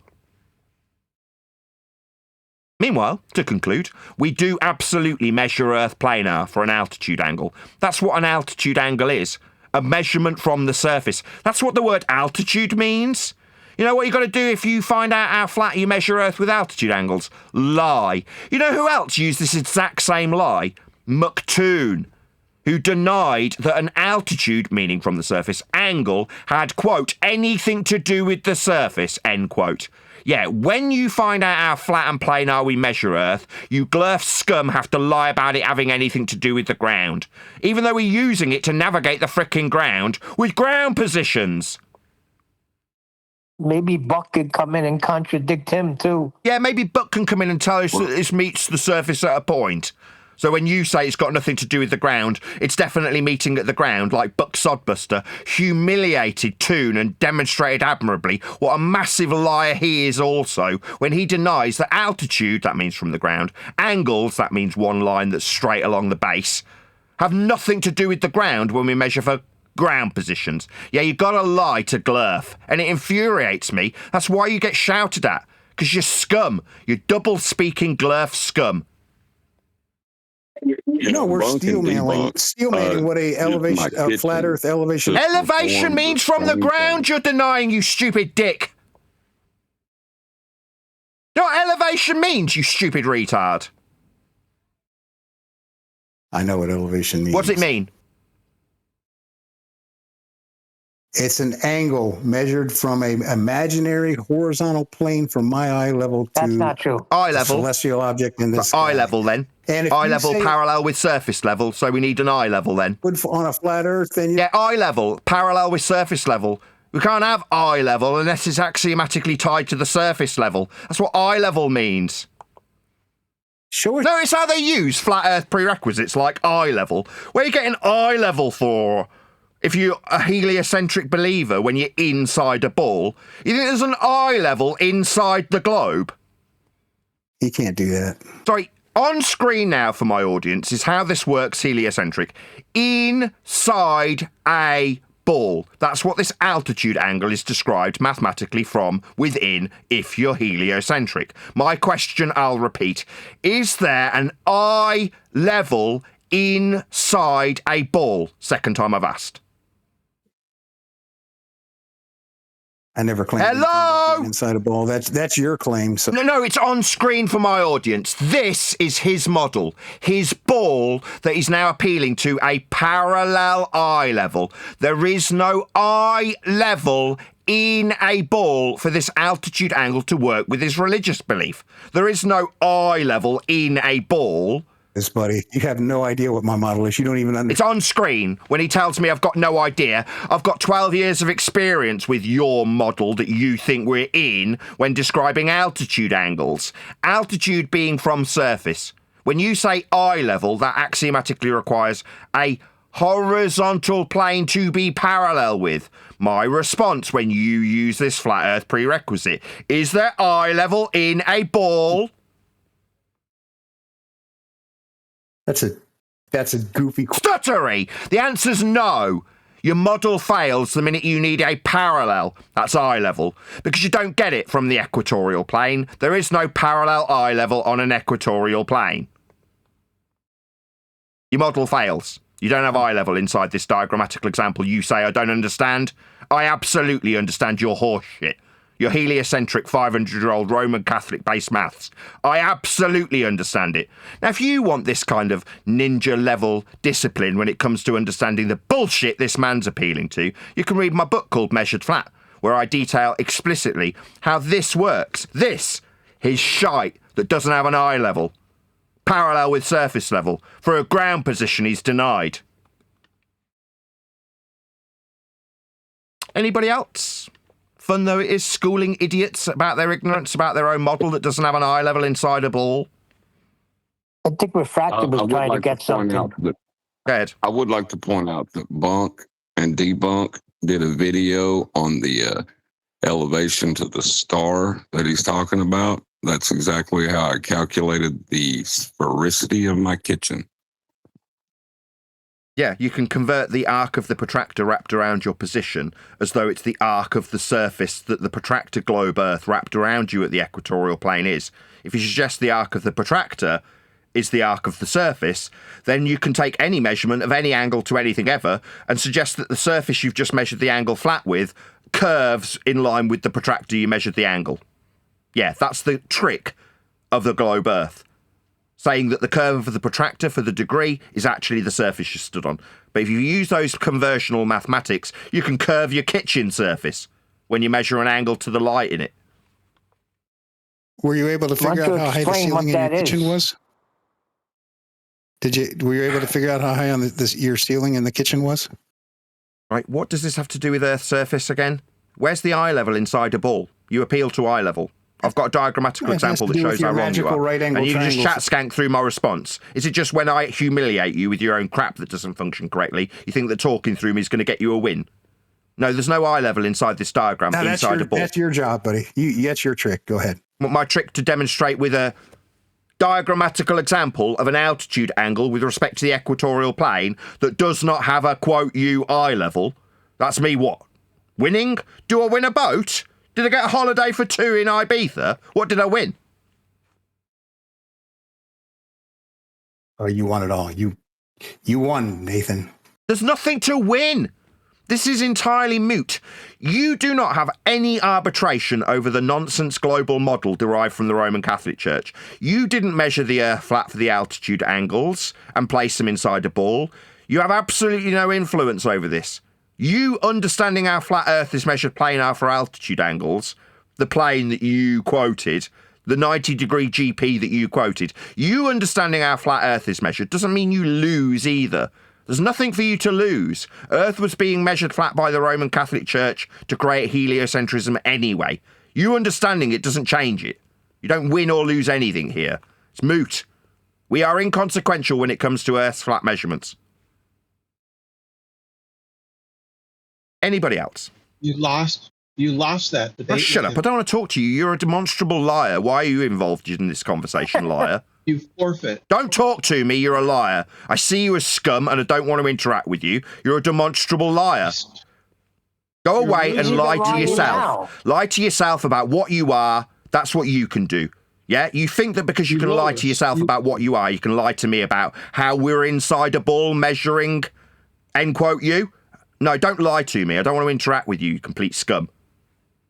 Steve Bauman beat you. Don't talk to me. You are a liar. Don't want to hear your voice. You lost. You don't get the privilege of talking to me when you're proven to be a liar. When you lie about saying you're measuring inside a globe, end quote, you, then you don't get to talk to me anymore when I prove you're a liar. You lose. I don't want to talk to you, liar. That's what happens when you get proven a liar. Nobody wants to talk to you anymore. Be quiet, bully boy. No, I'm running a live show. You are a nobody who lies to themselves on a daily basis. That's what you are. I'm not going to tolerate you lying to me. Go away and lie to yourself. Anybody else? No, I'm going to round out this live show and thank the Discord server, politics that it is, for having us. Any more for any more. Well, Steve Bauman hasn't changed. He did the same thing a year ago, so, yeah. Just to round out, here's another different diagrammatical example of being inside a globe on an equatorial plane. with right ascension and declination being the description of azimuth and altitude. That's why it's got north, south, east and west described planar. And altitude angle, that's right ascension, being described planar, with an angle from a plane to a star from a plane. That's how this works. In order for heliocentric motion, that's orbits, to function, you have to derive these angles from a plane. Now, when they say it's got nothing to do with the surface, what they really mean is it's got nothing to do with my belief in a global surface. Because the surface isn't where this functions if you're heliocentric. In a ball is something you can't derive anything from in reality. That's why when they say this has nothing to do with the surface, no, nothing to do with your globe, everything to do with the geometry of measuring angles from the surface. That's when we measure angles from the surface. We do it quite frequently to navigate the surface. The same surface when we navigate, they deny it having anything to do with. When they quote GP positions at 90 degrees to your position on a flat plane. They'll deny that it has anything to do with the surface because the surface is being measured flat. You can read all about it in my chapter called Earth Curve, in my new book that's only been out for a weekend. Hold on. Somebody's asking a question about your book, Nathan. It says in chat, I would like to buy magnetic and sticker labels linking the book with a QR code. Could I do that with an affiliate link? Yes. So when you join as an affiliate link, with an affiliate link or to get an affiliate link, you can generate a QR code. So if you wanted to sell the book as an affiliate via a QR code, you can generate a QR code for the affiliate link to sell the book once you become an affiliate. Something I need to do really is get a QR code below the video so you can just scan it with a phone and then take you straight to the site so you can download a copy for $14.97, which I encourage you all do. That question was from Cannabis, so you got your answer there. Right, I think it's been a fairly pleasant visit. 77 people watching. Please share the show if you've not done so already. If you are watching this on either Nathan Oakley 1980 or Nathan Oakley Premiering Streams, then stay tuned as there will be an after show to follow. They had Ed Bear on Server Moot. Well,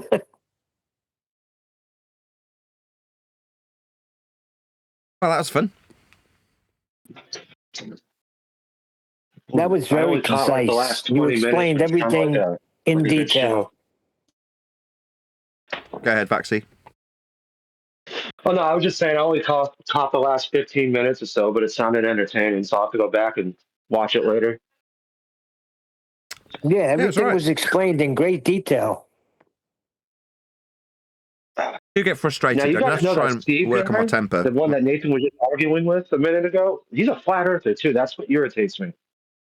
I'm glad I didn't know that. I'd have got even more furious with him.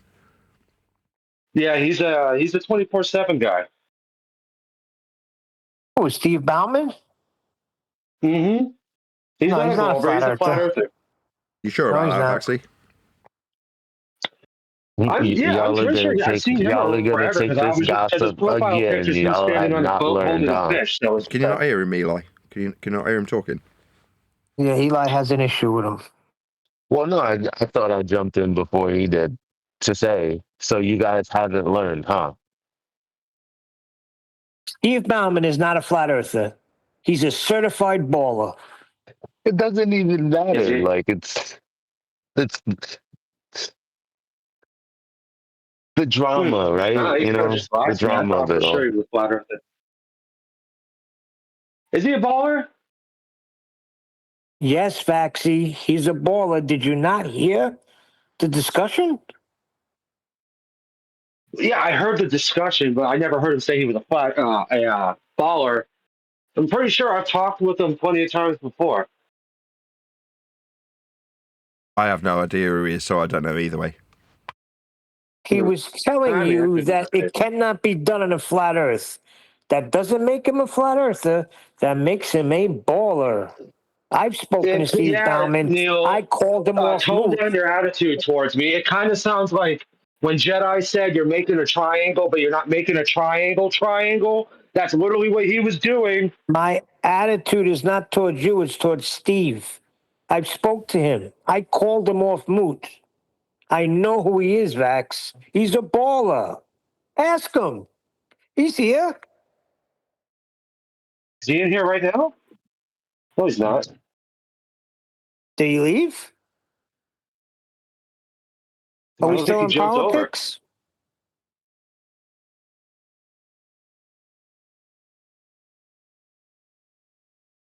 Okay, so let's just say he is a glober, but what he was saying was no different what the flat earthers are saying over there. How you're making a triangle, but you're not making a triangle.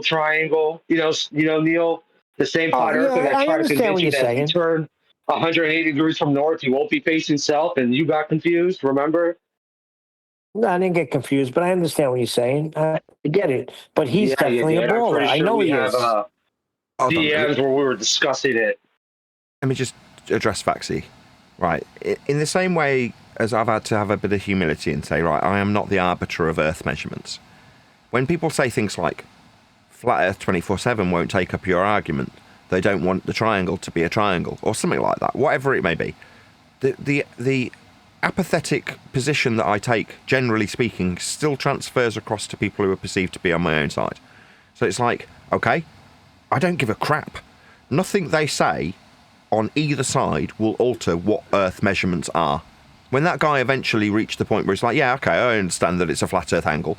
What I know his game, what he wants to do is accept that we've got a flat Earth elevation angle from a plane, and then ask me how I calculate the height with my measure. It's like, number one, this isn't my measurement.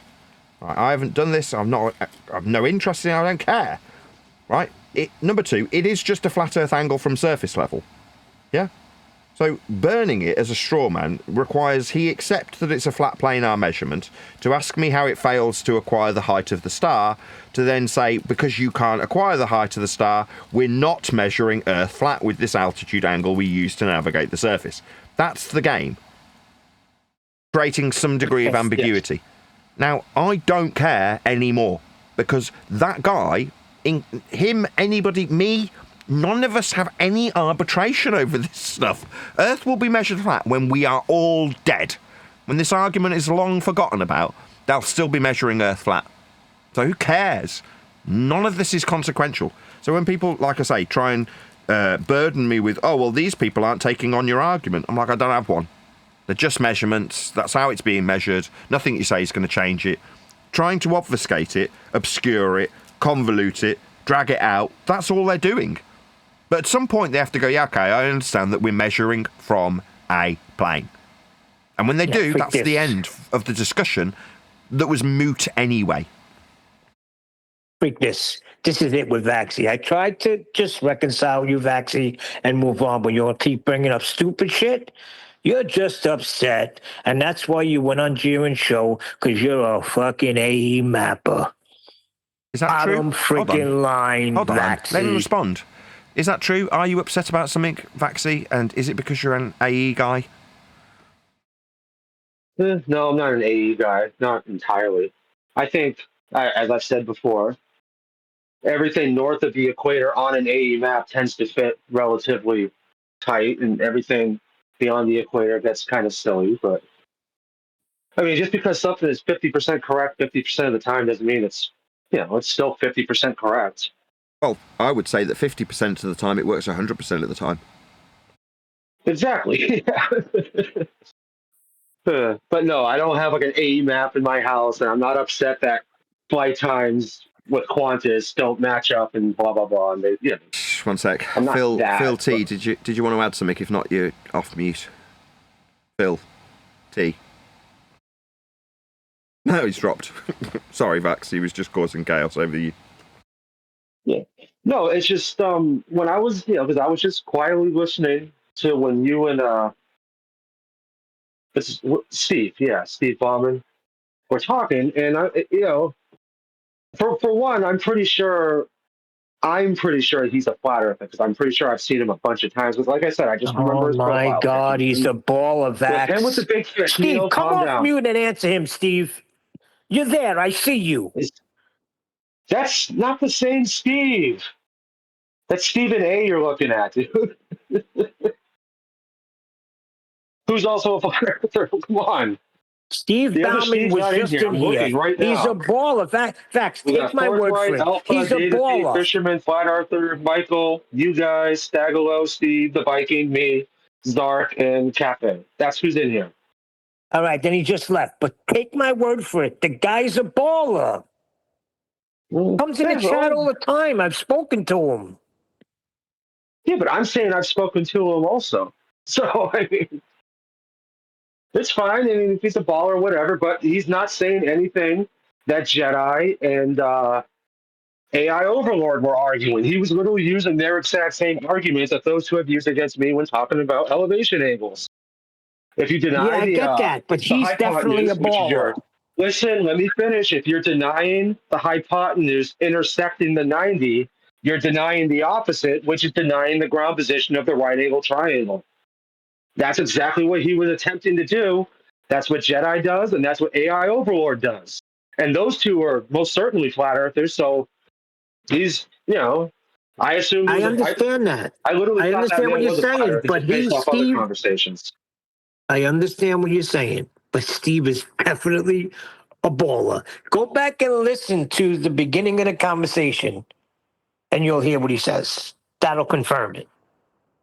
They don't say when Jedi and AI talk, they don't say this cannot happen on a flat Earth. Yeah. That's I what heard the whole Steve said. conversation. All righty. Well, then he's Jedi mind tricked you then, because he's a freaking baller. He came in as a baller. But he is using Jedi and AI's playbook. Touche. He's using their exact same arguments about how when you take a 32-degree angle to a star, that star will have a 90-degree ground position. When you're standing on the ground looking up, that star will be 90 degrees overhead. So your 32 angle will slam into the 90 degree, and the hypotenuse, the opposite of the angle, the baseline, will give you your nautical mile distance from your location to the GP, which is forming three angles, Does which form the right AI angle triangle. and Jedi say at the end that this can't happen on a flat Earth? Maybe not in that exact words, but Okay, well, that's what Steve says. Nonsense thing to talk about. Go back and listen, and you'll see. Got a couple of clips from yesterday's show, pre-show. Do you want to hear them? Yes. Yes. Almost like you wrote this book that thousands have been reading. I heard you say. Now, if you are interested in this book that's caused all this controversy, then you can read it too. It's called Measured Flat by Nathan Oakley. You can buy a copy if you don't want to be branded a thief. Who gifted it you? I've got the name of every single purchaser. I laugh. Still got that lie. Are you going to still keep talking? Nobody wants to hear from you. You're going to accuse me of lying. You're a self-confessed thief. Nobody wants to listen to the words of a thief. You've discredited yourself. You're just running away from the conversation by calling. No, I'm calling him a thief because he's stolen from me personally. I produced that book to feed my kids. This man said I wouldn't pay for it. Ergo, he is a thief. And anybody else that decides that they're going to take illegal copies because you don't want to pay for it, well, that's thieving. Do you not understand what piracy is? It's theft. This man's a thief. So what? You did. So what? So, okay, when you take food out of other men's children's mouths, they don't want to talk to you anymore. They just continually call you a thief because that's what you are. That's what so what. The house bought and gifted it to me, so I didn't have to pay. Oh, really? It's took you long enough to say, Mr. Adenoidal. Oh, really? I'm going to believe you now. Oh, no, I don't believe you. Who gifted it you? Who gifted it you? I've got the name of every single purchaser. I laugh. No need to give me a name. Yeah, you actually back your credibility. This is what thieves do. They also become liars. That's why you lose all credibility. That's why nobody gives a shit about your opinion in this regard. You've branded yourself. That's what you are now, a thief. You adenoidal thief. Obviously you care because you won't let him talk. I'm not going to let a thief talk to me. I don't have any time for thieves. Is that something that's wrong? Societally, people don't like thieves. You're just running away. I'm running away from a thief. Yeah, that's what people generally do. They don't like staying in the company of thieves. What, you're going to tell me that I'm wrong for not wanting to associate with literal criminals? Oh, my bad. Oh, I'm so sorry. I'll sit and have a little tea party with this thief, shall I?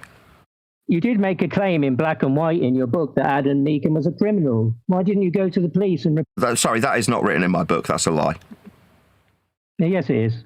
No, it isn't. You will not find that in my book. That is a complete lie. That is not what is written down. No, I have not said that. Name Simon Merkin in the book. Sorry, so someone else gave him that name. Sorry, so someone else. So when you said, quote, Adam Meakin is a criminal, the only person who said that were the words I've just quoted that came out of your mouth, correct?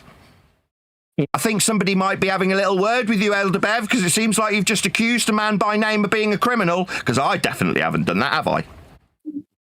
Cat got your tongue, you stuttery little liar. Already said that that's a pseudonym.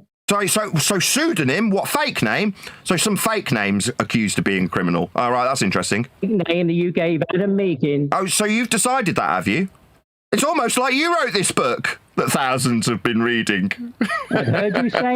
Now, if you are interested in this book that's caused all this controversy, then you can read it too. It's called Measured Flat by Nathan Oakley. You can... Nice. He hung himself on that one, didn't he? Got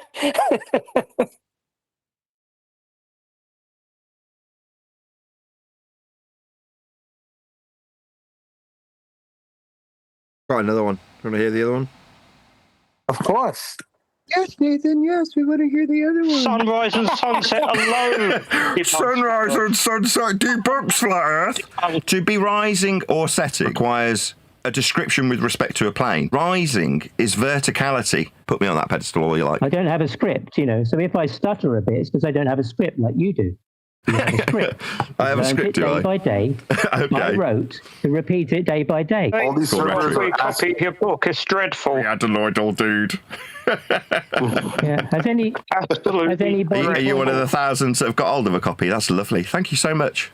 Did you steal it? Yep. I'm not paying for that. No. So you stole it. So you're a thief. So you're a thief then.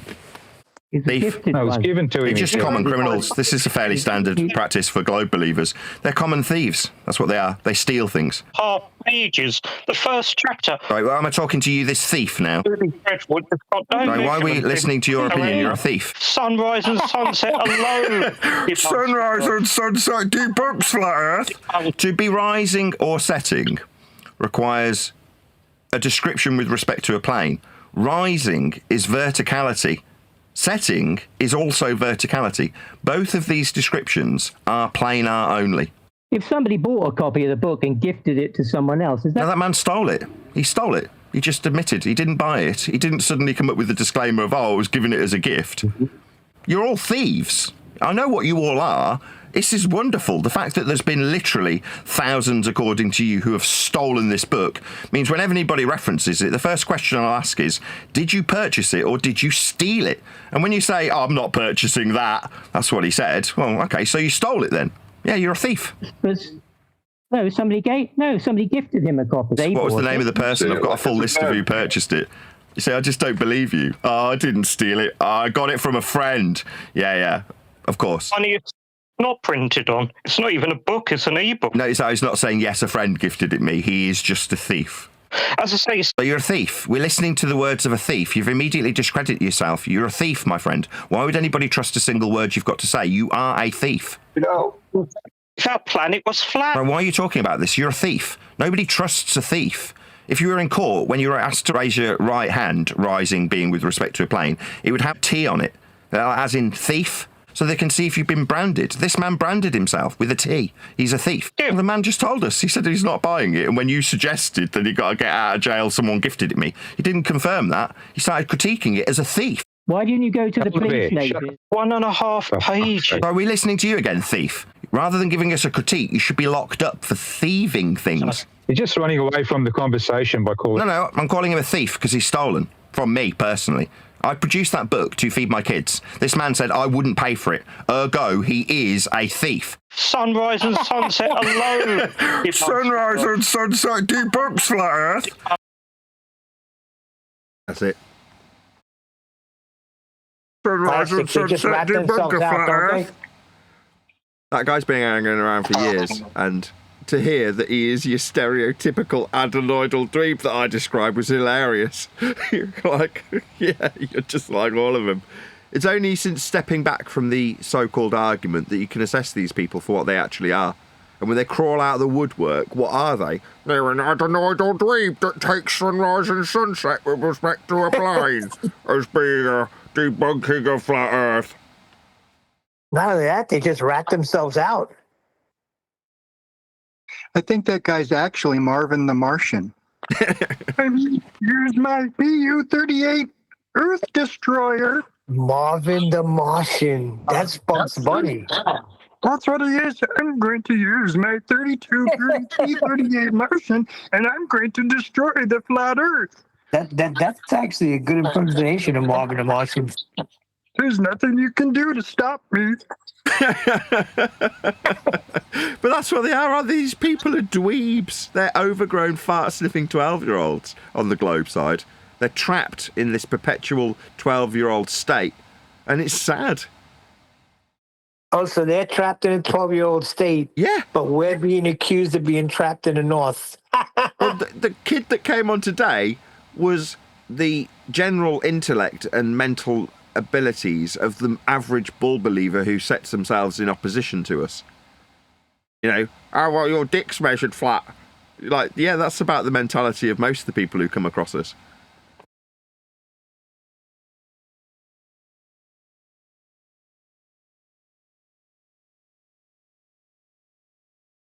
Right, I'll be right back. Don't let the conversation die. I'll leave me 5 minutes.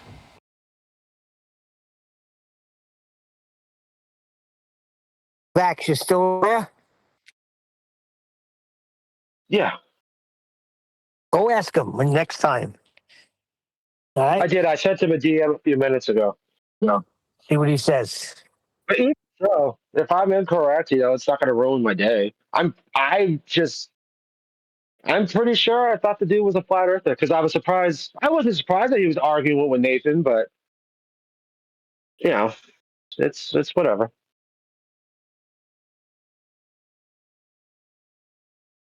The main thing is did I get it? It doesn't matter. Who cares? Yeah, the main thing, it doesn't matter anymore. There's no debate. There's only measurements of, geometry and for navigation and stuff like that it's useful for thousands and thousands of years. And pointing that out only hurts people who think that they live on a ball and use that cognitive dissonance to point out to you that they think you're crazy and the world thinks you're crazy because the world supports them. The world likes what I like. The world would not like funny. I haven't thought about Marvin Martian in years. I got a 9-year-old and a 3-year-old, and they know every single Disney character, but they don't know who the F Bugs Bunny or Daffy Duck is because all those cartoons have been nuked. They are not on. There's no updates for children with those cartoons. There's no reboots of them. The only thing that we have now is Disney. All those cartoons have been put in a cage and buried under a basement. Has anyone seen that there's a movie Has anyone seen that there's a movie coming out of Roadrunner and the Coyote? It's half animation, half real life. I think that looks pretty good. I'm definitely going to give that a watch. It's got a Space Jam vibe where it's cartoons and just the real world, a Roger Rabbit kind of thing. Yeah, that kind of thing. I think the premise of the movie is Coyote's suing Acme because all the products always hook them up. Oh, you were breaking up. Am I any better now? You sound louder. Well, the basic premise of the movie is the Acme company, he's taken them to court because all their products are dodgy and they always fuck them up.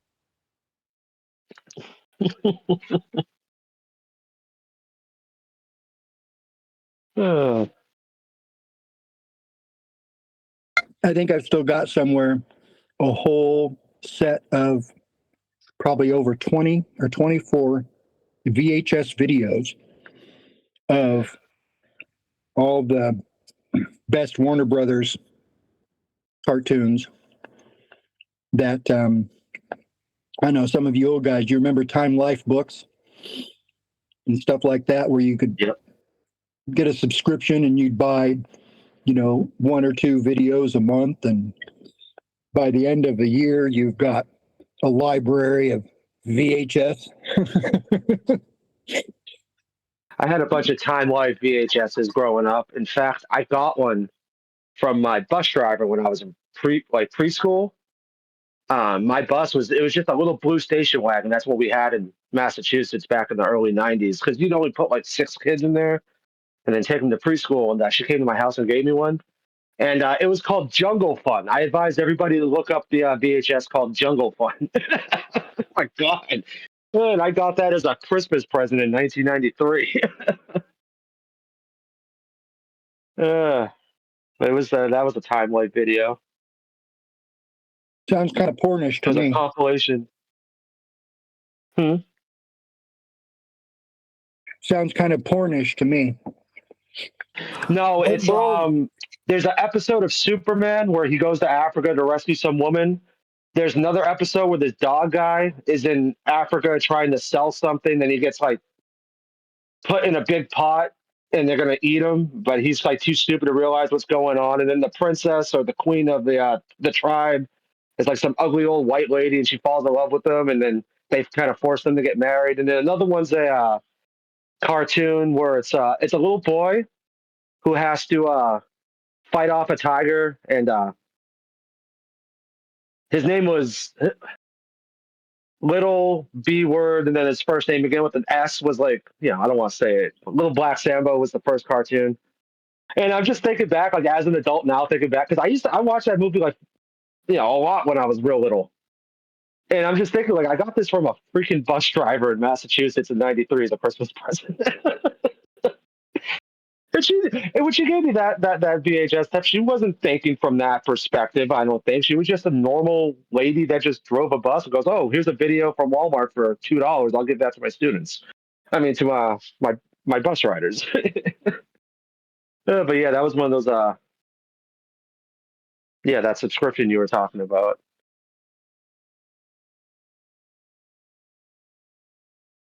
So all I got from that is that you had to ride the short bus to school when you were little, right? No, that wasn't until middle school. This was just how all preschoolers got taken to preschool. Let's put Vaxie on the short bus. Vaxie was on the short bus from 2000 to 2003. Whatever. I got used to it. I've adjusted to that. Have you made your peace with the fact that you had to be on the short bus? You do know the slang for that, right? Do I know the what? Held back people, and the short bus means that's all the,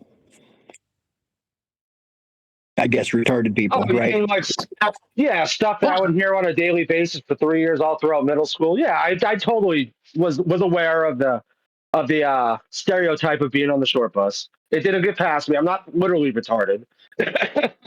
But go on. Yeah. But to be fair, though, half the kids that were in my class didn't ride a short bus. It's just that there was a very specific type of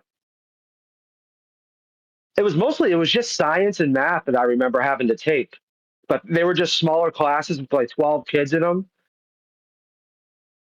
4 out of the 12 kids didn't really speak English, and the other 4 just couldn't sit still. And like there was nobody with like Down syndrome or severe autism in my class. That was for a class called Life Skills. I had to take the short bus simply because the middle school that these classes were held in was out of my district. So, yeah. And half the kids on the short bus did not speak English too. So, because that's also the middle school where they had I think it was for Portuguese people from Brazil. Like it was a Portuguese teacher that was teaching them English and teaching them math and science and social studies all at the same time. So that's why a lot of those kids were also riding the short bus as well. But yeah, I had to drive past my old bus stop like 5 minutes before the other bus came, so the whole bus stop would see me on a daily basis. Yeah, it was fun. Half of them were my friends and neighbors, so I mean, they were cool about it. Yeah. I'm glad we got that cleared up, Faxi. Yes, I don't even know how we got on that. Oh yeah, because I was talking about the racist video that what's his face brought up the subscription from. Yeah. Anyway, did that guy message me back? No, he hasn't. But whether he's a glober or a flat earther, he's still using the same arguments all the flat earthers in there will use when you bring that up. So it's just, it's funny.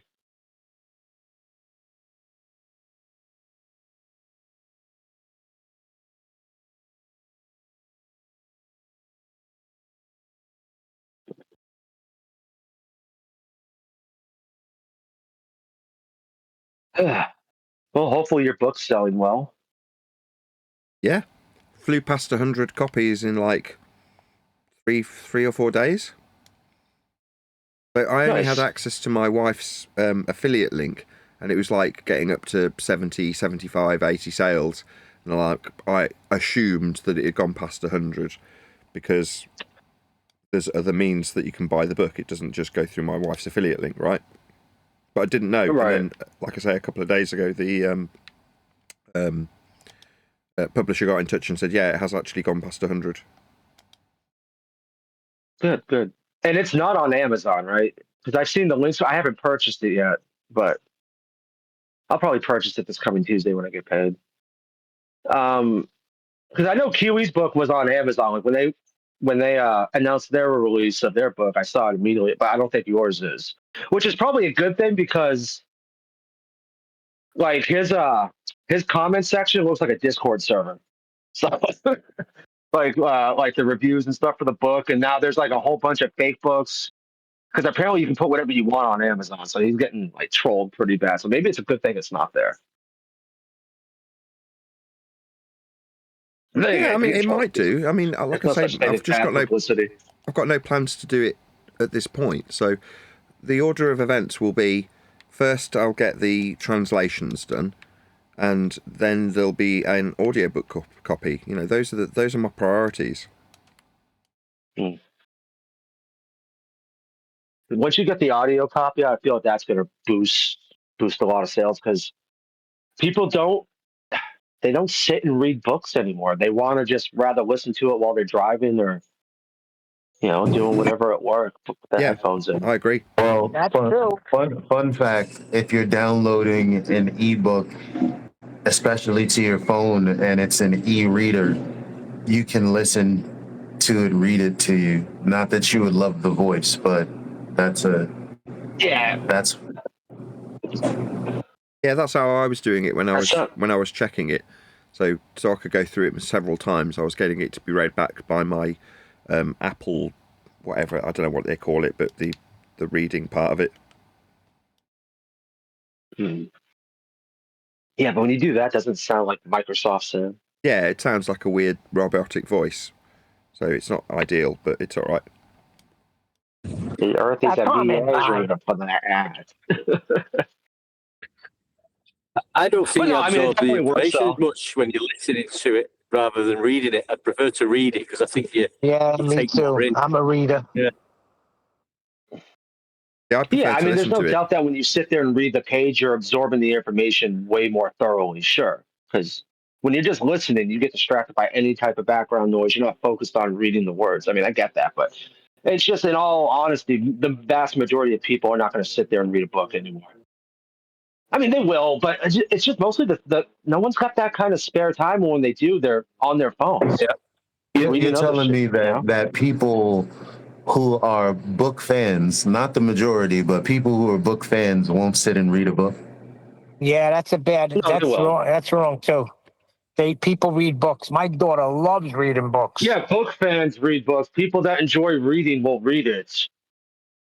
I mean, I'm just saying, in general, vast majority of people would much prefer just to put headphones in and listen while they're doing things.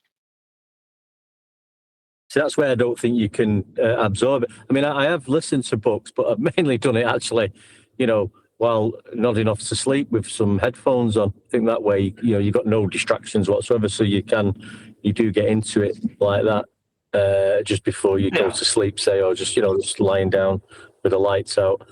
But or driving maybe, but you still got to concentrate on driving. But like I say, I'm repeating myself, but yeah, I prefer to read it.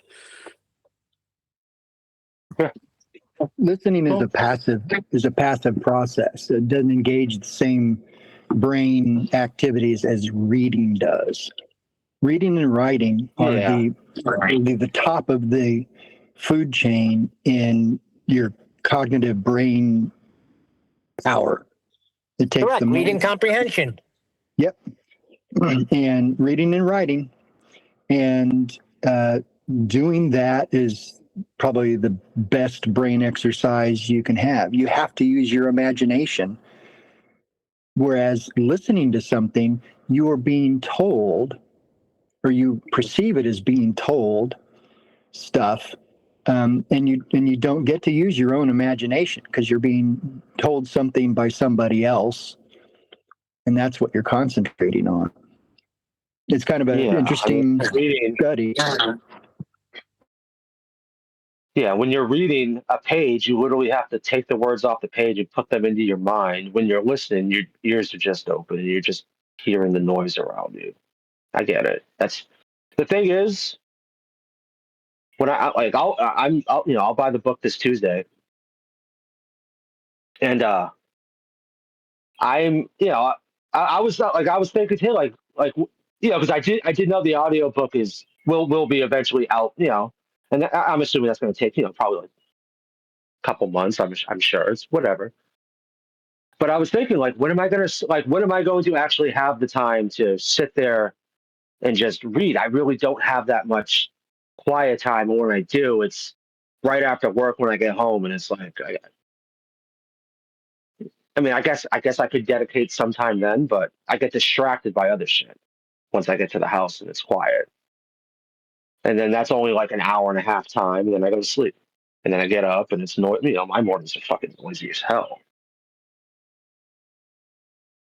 But the thing is though, if I get the book, I got the audio book, I can do it while I'm banging out all my prep during the day and shit, even listen to it during a slow dinner service on like a Tuesday or a Thursday.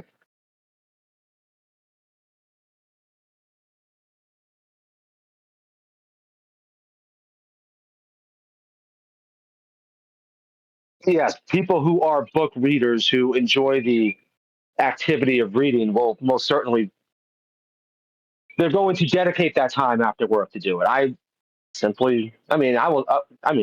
dedicate a little bit of time here and there, but it's going to take me forever to finish it. I'm not one to just sit there and kill a book in a night. I can, and I have, but I just don't. I don't know. But then again, if I start reading it and it grabs me, and next thing I know, 3 hours go by, then that's possible. When I was in prison in solitary confinement for 90 days, they would come around on like Thursday nights with a book cart, and this one prick CO. Now, you wanted a book because you had no entertainment in there. It's a 7x7 freaking cell.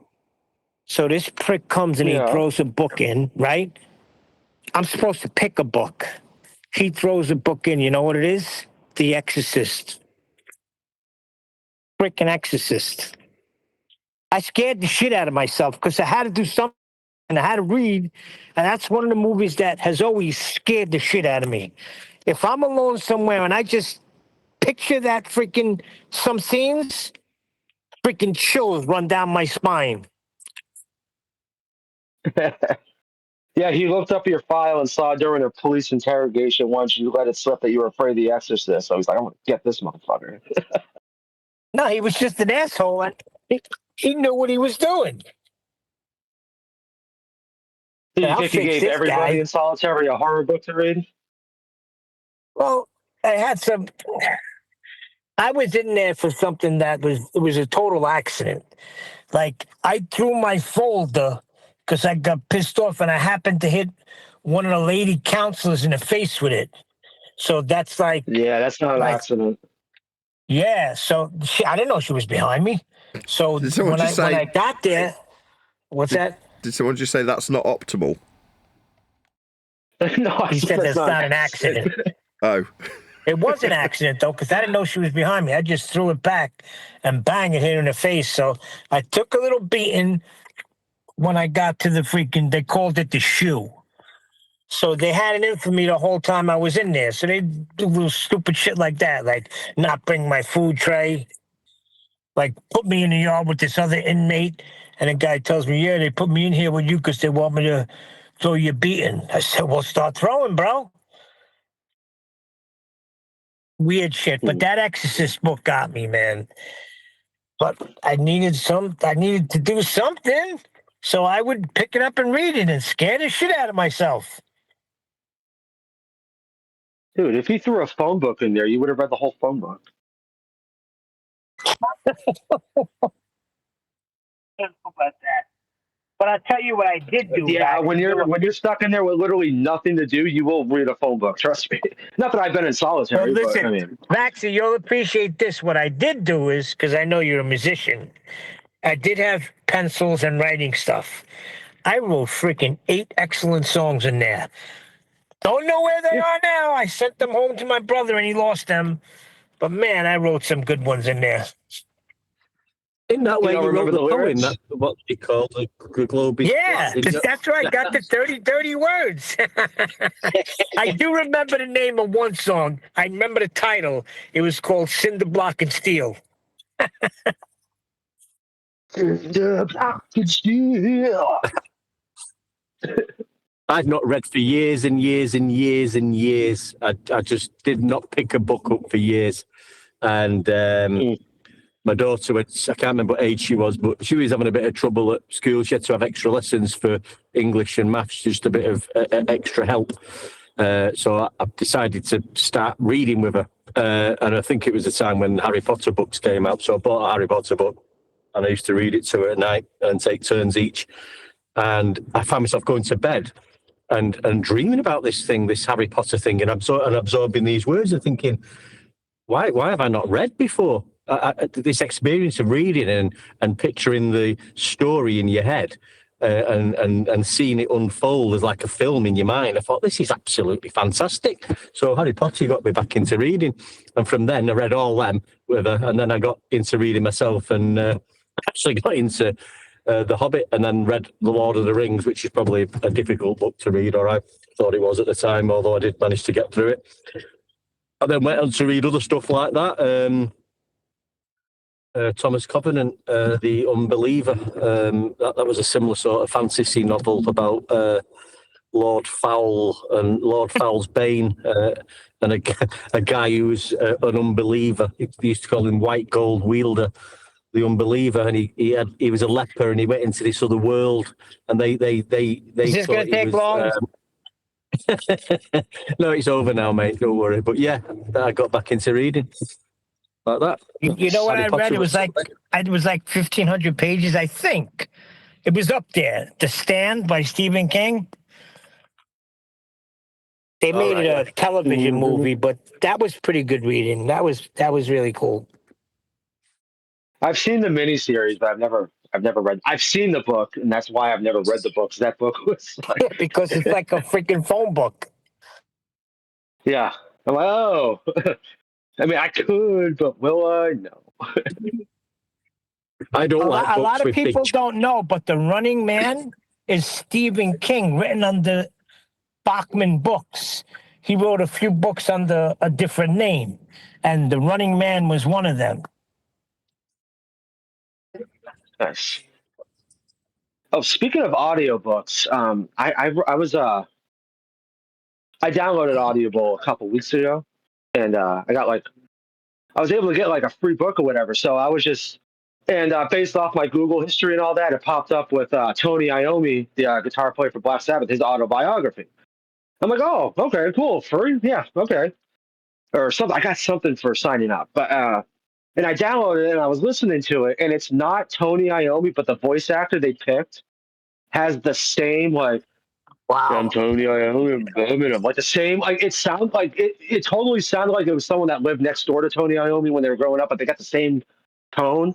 So I wonder what Nathan's book, like, where, imagine if it's like some dude with like a heavy French accent or something reading it, or it'll be someone that sounds almost exactly like Nathan. I wonder how that's going to work. I suggested we get like Omnivore to do it, and or two for a laugh. Imagine if it's just a condescending, like North American globy voice, just like kind of like soy drenched, like been overweight your whole life and never had a girlfriend kind of voice. That'd be funny. I'm kidding. David Attenborough voice might be all right. Global sea levels are rising. I wonder if there's any way, like, if Nathan just records it and like can submit that as the audio, because I mean, you got the equipment to where you would sound just. He said he's going to do that. Didn't he? He's going to do that eventually. Audio actor. Sorry. Yeah, so he's going to do that eventually. He said. He'll do with his own voice.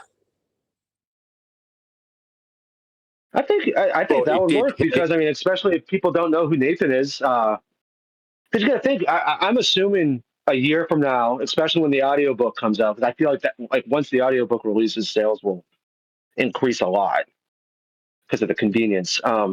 You probably will be getting people that never heard of FED. So it's like, if Nathan is the one narrating it, they'll get like the calm, because I don't see Nathan screaming while he's narrating his book. You know, because his voice when he's not angry is actually pretty, sounds good. So I think he'd be fine at it. Victory Royale! Did anybody pick up today how concise Nathan was throughout the whole show?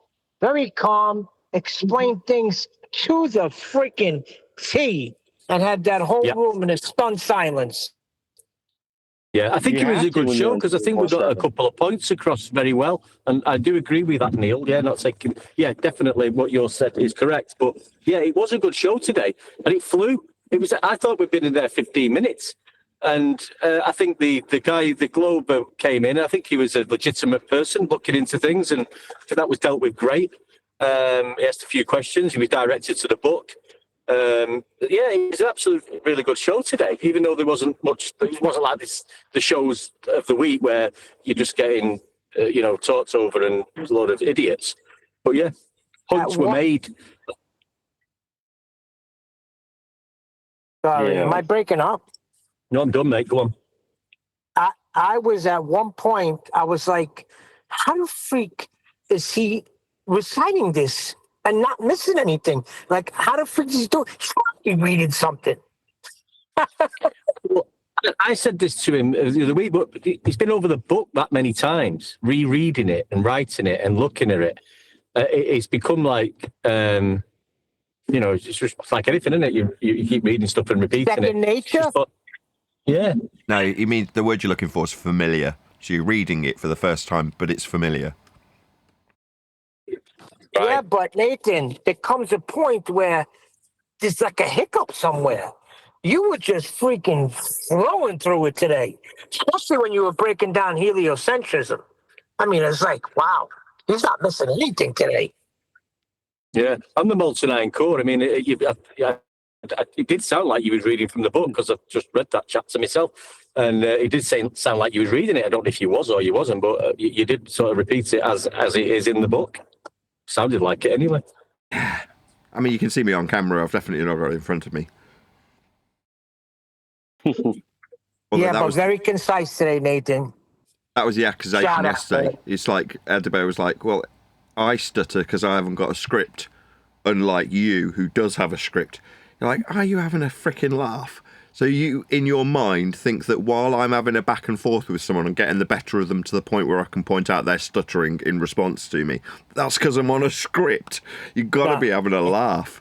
You didn't hear the rest of what he said. He said your script is you go over it every day.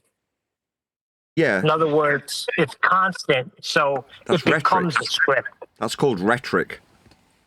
Not a script, that's rhetoric. That's correct. He's extremely fluent in those like all the details of what he's talking about. It must be a script. Very good word. I think that's. I was trying to sort of say when the baller came in asking just some nice questions, and Nathan was talking about being inside the globe on the equatorial plane. You got to be inside. A lot of them don't know this inside the ball. We've spoke about they don't know their own metrics. They don't even know where the radial value it comes from. I don't think they actually know about it. I think they think Nathan's making that up. Yeah. You're saying, no, you go inside a ball, you have to go in a ball. It sounds absolutely ludicrous, but that. We've done videos on it in the past, haven't we? I put one forward. That's where the measurements come from. Yeah, inside the ball, but if you and they don't hide the fact that we've got to get in the ball. Inside the ball, that means you have no idea about celestial nav. Sorry, I didn't mean that. My bad, bro. That's all right. I think I got the point across. But Nathan was explaining with Discord that. where it keeps banging heads with G+. Yeah, it's all right, mate. No worries. We've all got to have a little bit of a chat. We've all got to have a turn each. But yeah, on point, Neil.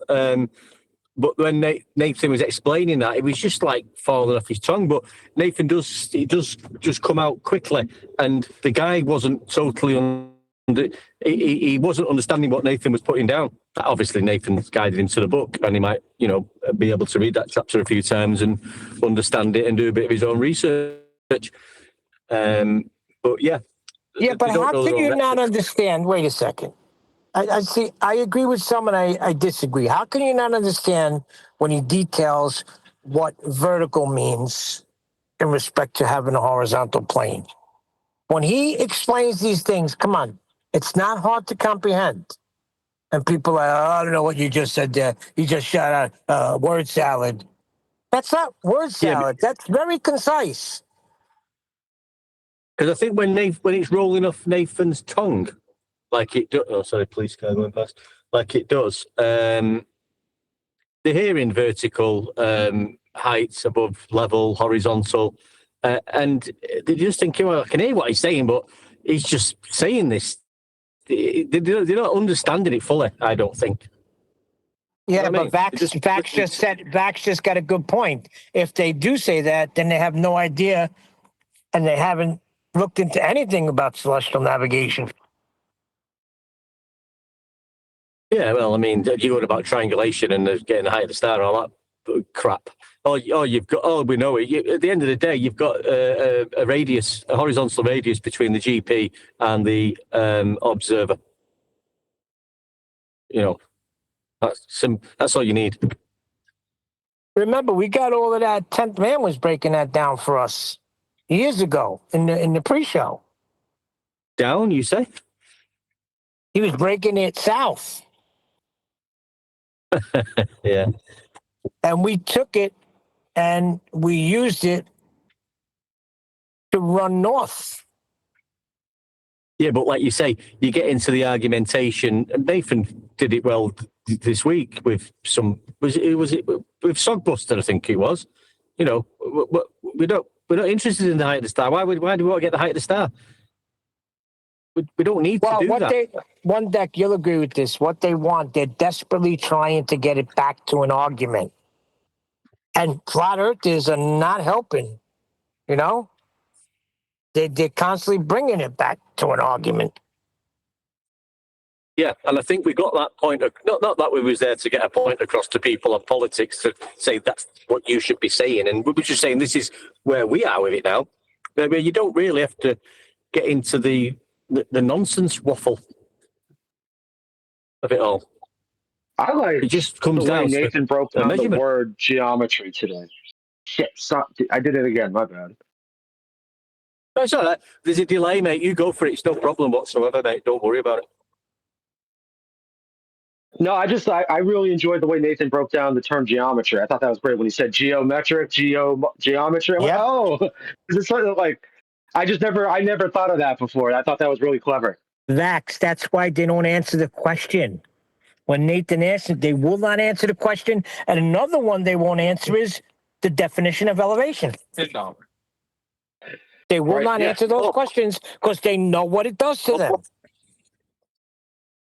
Or Neil, he won't explain to Nathan where they get the radial value from. Brenda did it today, and there was another guy the day before. Won't answer the question. Will not answer the question. Yeah, because they know what it does to them. You can't detail what elevation means, because then you're a flat earther. Yeah. Well, I think it was, Nathan will still remember, I think it was 17 attempts with Sogbuster of what does elevation mean. Will not answer the question. Yeah, because it devastates them, and they know it. And when they do come up with it, they come up with some bullshit from eye level nonsense, which is still parallel with sea level. Yeah, well, they're always talking about eye level and sea level and parallel and elevation. They're using all these 30 words and everything more to try and think they're talking about a globe. By the way, yesterday I can only listen, but I heard that you were reciting some of my poetry. Thank you. Yeah, I did some of your old stuff, mate. Yeah, I was going over it because I read one out. I read one out about the Black Swan when that first came out, and even in the poem, I was laughing because even in the poem, I'm using words like distance and miles. So I'm using flat Earth prerequisites in the poem. You know, explaining about where the non-geometric horizon should or shouldn't be. So it's interesting to look back on my way of thinking and down then, and I was doing it without noticing. And the things that we're pointing out now, I've got it written down, and I was doing it. Sorry, Neil, you was doing it.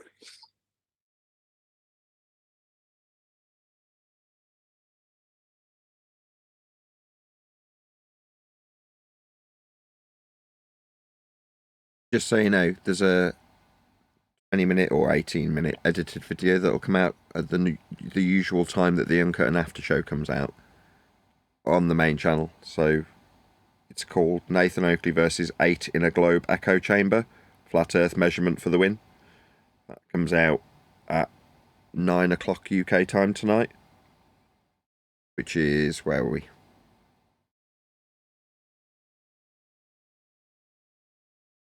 4.5 hours time. So what is that, 3 o'clock my time?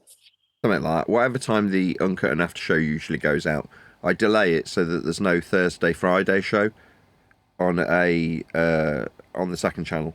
So it comes out it comes out Monday to Wednesday, and then Saturday and Sunday.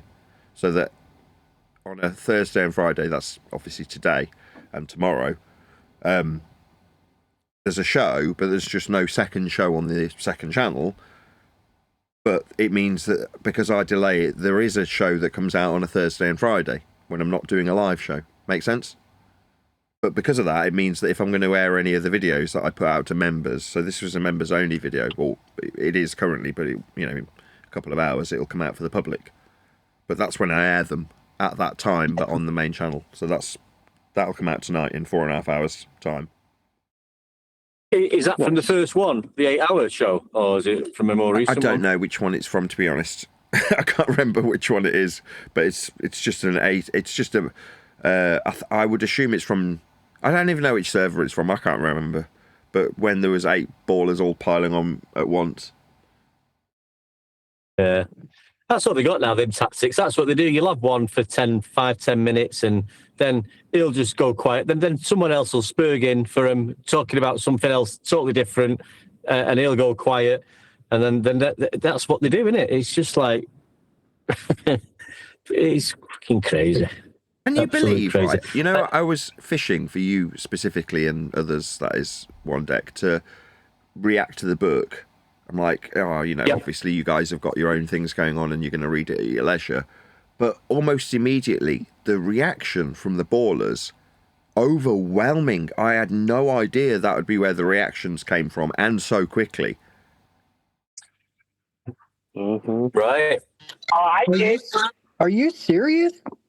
You're not joking, right? No, that's why I was fishing for you guys to give me reactions. I'm like, fair enough, it'll take you guys a while to get into it. The ballers, they're obviously terrified of it because they have immediately sunk their teeth into it. And the critique, while weak, was generally speaking about things like spelling. And whenever anybody was competent enough to bring up something that had any substance to it, like the Carmen line, suddenly they're getting bent over and having it rammed back up them, much to their frustration and irritation. So, like, the reaction has demonstrated to me that the book is so over the target. I can't remember who it was. Someone in Master B said that. Yeah, you're catching flack because you're so over the target. I've got a lot more nuanced ideas about that. But tell us. I mean, I haven't read a single chapter of it yet, and I'm sure McToon's read it twice. Yeah, that's mad, isn't it? But nobody's given any critique about the actual information in it. Like I say, the spelling of Carmen, the spelling of weather, a comma in the wrong place. That's what I've had so far. 3 errors.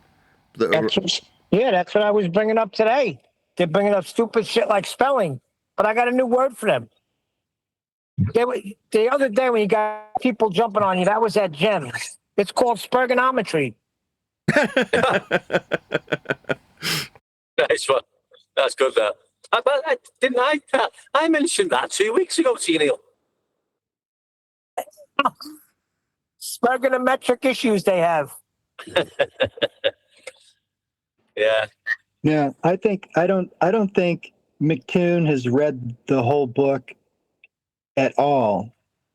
If he has read it only to look for quick little soundbitey kind of deals that he can use. So, yeah, I don't believe anyone who says that they have the book, whether stolen or not, has read it. And that's why you're not, well, no, read it. They're not, they're only looking for just something to bitch about. And just like the guy who was reading the poem yesterday, that had me literally laughing out loud, begging Nathan to let him read the poem, and as if it's serious. My God. It was. Oh my God, that was hilarious. Right. And, being in video production and stuff like that before in my life, I'm trying to program your show, Nathan, and I'm like me and Fisherman in a Box too would be good as kind of like a production managers, because you need to let them write their own script for you, and what they're going to say, right? That's why you come off real quick and it's like, so flat then, right? Or you just won't let them, and that's why they can complain that you interrupt them all the time, because they never even get their point across. But anyhow, when that guy read, which was, I knew immediately because I had read that part of the book, that when he talked about, so what is this, what does this even mean? The predictability of the spontaneity. And it's like, oh, dude, this is real. This is happening. I knew what he was reading. He was treating it like, it was something serious in the book that he didn't read. He didn't know the context. And so I knew that he was just trying to treat it as a serious bad thing that you didn't do research on and, stuff. Let them go and just maybe laugh as they go, but just, let them go until they finally come. So what is this spontaneity, the blah, blah, blah. I can't even recite the poem. Yeah, let them go. And then just like you did react, oh my gosh, that's the poem. Oh, look, I've got a song I wrote about it, and then play it, that my turn. So well. Hold on, let me just react to that just 1 sec. What I thought was even more hilarious was when I played the song, they muted me in the server, and I thought, no, that's fair enough, right? They don't want music playing. That is a fairly common thing. So I just carried on and let it play out to the audience. And then when I'd finished, they're like, you can't do that in here. That's copyright. You couldn't freaking make it up. I was delighted. I was like, oh my God, you're going to jump on your high horse about copyright? Wonderful. Like, literally, I couldn't have paid you to do this. Right. But in order to do that, you have to train yourself to kind of know where they're going and not be so energetically spanking them. And just let it happen. The phrase the turn of phrase is, if you give them enough rope, they'll hang themselves. And what I'm doing is yanking it the minute it's around their neck. And there's no need. If I just leave them to it, they'll put it over the gallows themselves. They'll push the weight off the edge. They'll strangle themselves of their own volition. I don't need to start yanking on it the minute the noose is around them. Absolutely. That's some introspection. I'm going to give you a gold star, young man. That's good. Oh, gold star? That's right. What did I win? Necessary. Hold on. It was necessary when you first went in there. Because if you hadn't done that, they would have just piled on you. You know, you were cutting heads off quick and fast. But now, you know, things have kind of calmed down a little bit. Maybe you can. But at the time, you were reacting how you had to. Thank you both. There's always understand that. There's always room for improvement, right? So you're both right and you're both not right at the same time. So yes, I could just cut their heads off to set the tone so they know they're not going to get away with it. But also you do want to kind of let them hang themselves. But obviously you're right also. I've got to be conscious that I've got to actually exercise a degree of control. So there's a whole bunch of things. But every time I listen back to the show, I'm like, there's always room for improvement. No one's perfect. No one's infallible. No. Surf Daddy wants this prim and proper Englishman with a suit on. Kid, no, you don't know me at all. Actually, what I really want is for the book to be narrated by Marvin the Martian. Actually, that would be something if he comes in with a suit on, talking like Marvin the Martian. Actually, height above sea level. Welcome to Flat Earth. No, the part where they started actually trying to address the book and the contents of the book, which we know they haven't read. They scanned it. They've looked at pages. They've looked at words. They haven't read it. They're not going to read it. And they're only going to lie about whether they even have a copy or not, or paid for it, right? Thousands of people have downloaded this. You know, how does he even know that? He's just throwing shit out there and seeing if it sticks. But when they start coming across like they're going to seriously review the book, be thankful and be patient as you listen to their arguments, to their logic, and it'll become extremely obvious that they haven't read the book, just like the guy who was reading the poem and not getting it. Having him do that was the pinnacle for that show. And you're right, you couldn't have paid for it. You couldn't have writers write it. Yeah, that was pretty awesome. When he was like trying to debunk a poem. What he was doing. Not just any poem, a poem where I'm taking the piss out of ether believers. That's the funny part. Right. And what's great is that you don't even have to reiterate the point about what you're doing, about what that means. Don't you know that poem means I'm taking apart ether and that, blah, blah, blah, blah, blah. All you have to do is just address their argument, which is, I haven't read this, but I'm going to say something that I think you're just dumb about. Did you not research what the Karman line is? Obviously, I might have said. Obviously it is because you don't know how to spell it. Yeah, right. Obviously I didn't research it enough because I didn't spell it freaking right. Gosh, but thanks for that information, because copywriters are expensive. So let's go on. What else? One of the other things I've suggested is at the right point, and it'll present itself, is to sincerely ask them, be humble. Oh, you're right. That does kind of not quite make sense. How would you write this so it made more sense? Because obviously it doesn't make sense to you. So, being somebody who's not already a flat earther, how would you write that? And they'll shut down. And hold on a minute, like you're asking for advice from people that are trying to debunk a poem. No, I'm not. You're not getting it. You just don't get it, Adham. No, all I'm doing is I recognize where they're coming from and that they have no interest in doing anything positive for Nathan. And that Nathan being positive and taking what they're saying as read, not, we know what the context is. We know what the subtext is, right? But just assuming that person is normal in whatever they're saying, come back and say and treat that as serious and thanking them. And how would you, and just asking them, how would you write that would make more sense?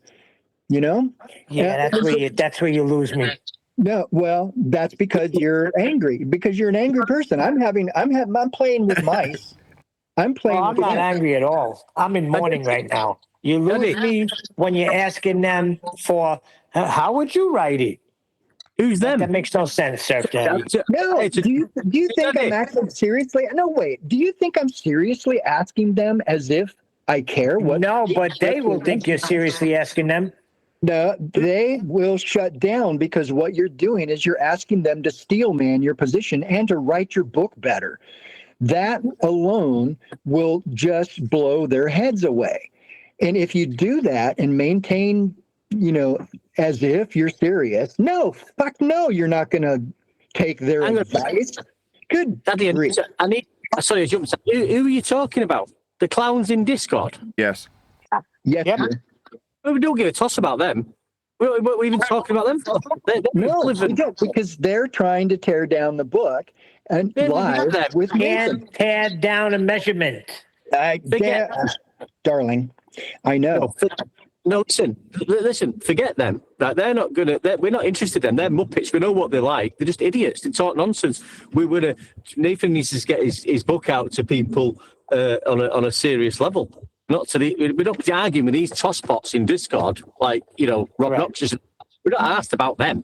You can let them. But first of all, hold on. First of all, let them do what they do.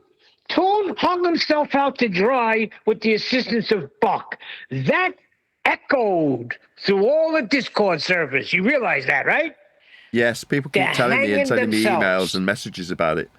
Like Toon trying to bring people back into line, embarrassed with Buck, annoyed at Buck, people pointing out the contradiction and lies of Toon.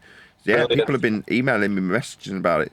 Like why it resonated as big as it. Sometimes you don't expect the thing that resonates to be the thing that resonates, if you know what I mean. But for whatever reason, people have latched on, Toon is a demonstrable liar. Now, when I look at it, I go, well, it is really clear when one person says one thing and someone else says the complete opposite. It does undermine the person that's taken the initial position. Well, that's what happened. Toon takes a position. Toon's undermined fundamentally by Buck. And then from what I hear, Buck's been getting it in the neck for it.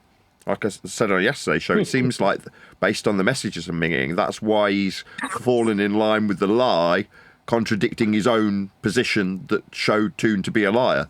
Because it's got to support the influencer. How wrong he is, it seems irrelevant. You know what I mean? That's even more mind-blowing. They'll align with the incorrect position just because it's been made by Toon. Like, wow, fair enough. Do what you've got to do. Just keep on that. I mean, that's all we need to talk. That's all we need. Anytime Buck's on, that's all we need to be talking about to him.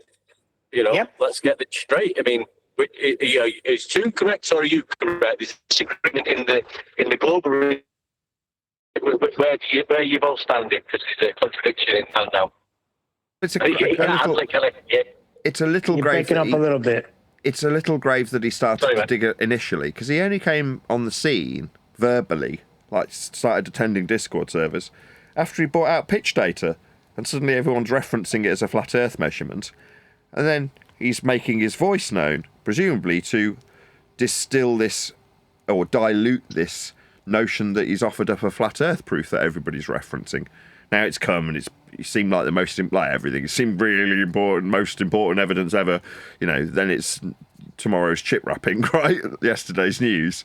But in the meantime, he's obviously got involved verbally, and then whilst trying to remain relevant, simultaneously being a nobody that he is with no name, coward basically, he's managed to fracture an impression of somebody that does build themselves up with a persona and their face online, and in an instant he suddenly undermines that. You know, the thing of actual value that somebody's actually put their face to, in this case Toon, albeit with a charity channel he got donated by Conspiracy Cats, but nevertheless it still undermined him. You're like, wow, you're going to literally fall in line with a liar simply because they've got more reputational harm to endure. You go, wow, the honourable to the person is dishonourable to the truth, and you're content to do that. It's like you'll literally relinquish your own position because you want to honour some influencer. We're witnessing them falling apart. This is part of them falling apart. This mishap with Toon and Sogbuster. They're finding it hard to keep it all together. We're seeing it crumble. It's being dismantled a little bit at a time, and that's what we're witnessing right now. This dismantling of the globe. Well, I don't know if it's dismantling of the globe. I think it's more of a eye-opening to flat Earth, which, well, then, yeah, I guess you're right, but I think their eyes are being open to the measurements and the focus on flat Earth and not how it's not a globe. And they don't know what to do anymore. Have we noticed the difference between the book? Sounds a bit culty. Between the book release, I mean, because that's been like the key talk, hasn't it? 2 weeks, Nathan. I thought it was Easter. Is it going to be next Easter? So everybody's been waiting on tenterhooks for the book, right? And we've already seen them going into psychological dilemmas previously. Now the book's been released, and it's selling thousands of copies, and it's being stolen. I mean, so now this is now, and it's only been what's it been? A week? Not even a week. Not even a week. So I mean, we might not be seeing the full offset of a new sort of psychological dilemma behavior taking place. It might just be in the beginning stages of the new psychological dilemma, which we haven't witnessed yet. What's up, D-Rose? Yes, D-Rose. What's up? What's up? What's up? Up. We say up, you say, from the horizontal plane? What's north, D-Rose? What's north? Straight ahead. Check it out. Straight ahead. But so day before yesterday, patient, pilot, and not commercial, just pilot. So I paused the exam and said, let me ask you a question. I said, when you fly, tell me about horizontal pitch. So I let him bowel movement on himself and explain everything. And he said, well, blah, blah, blah, blah. He said exactly what it is, keep the plane leveled. I said, oh, keep that word in mind.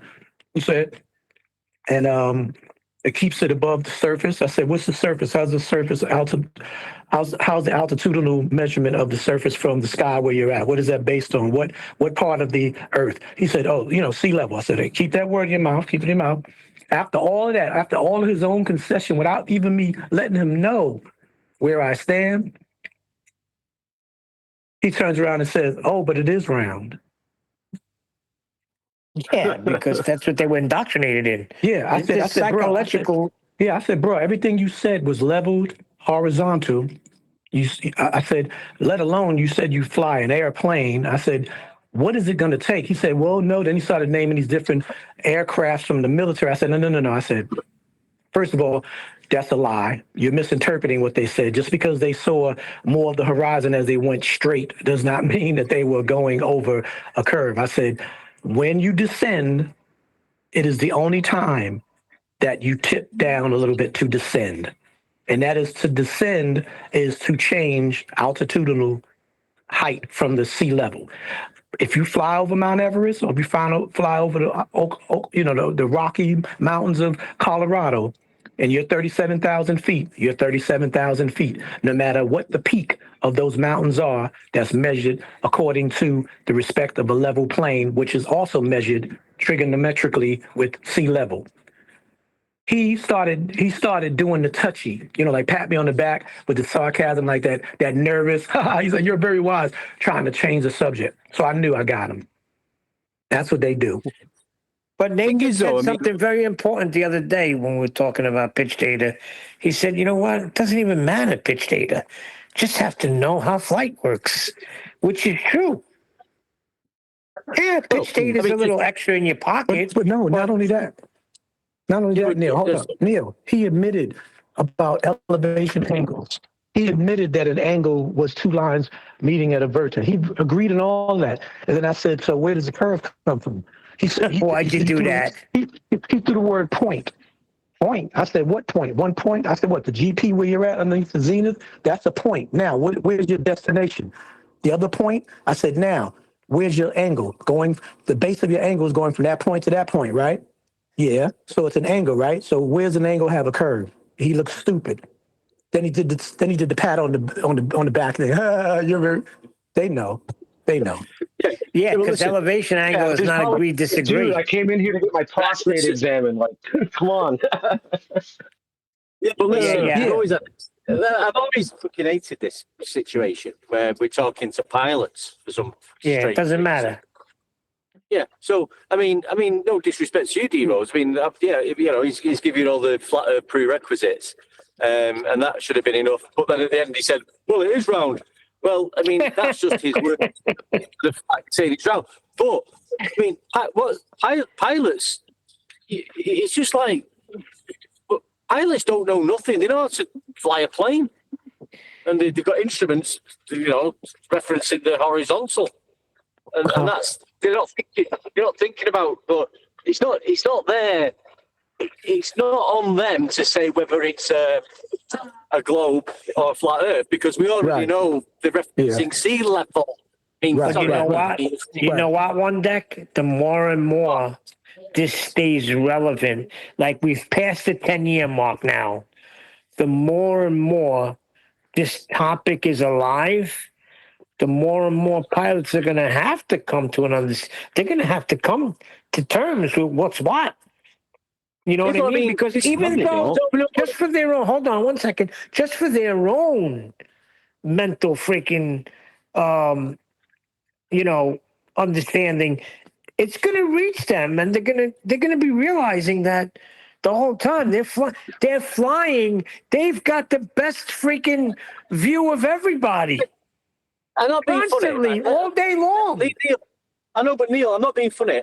Most pilots have never even considered the European flat or globe. Let me just finish. Stay on me.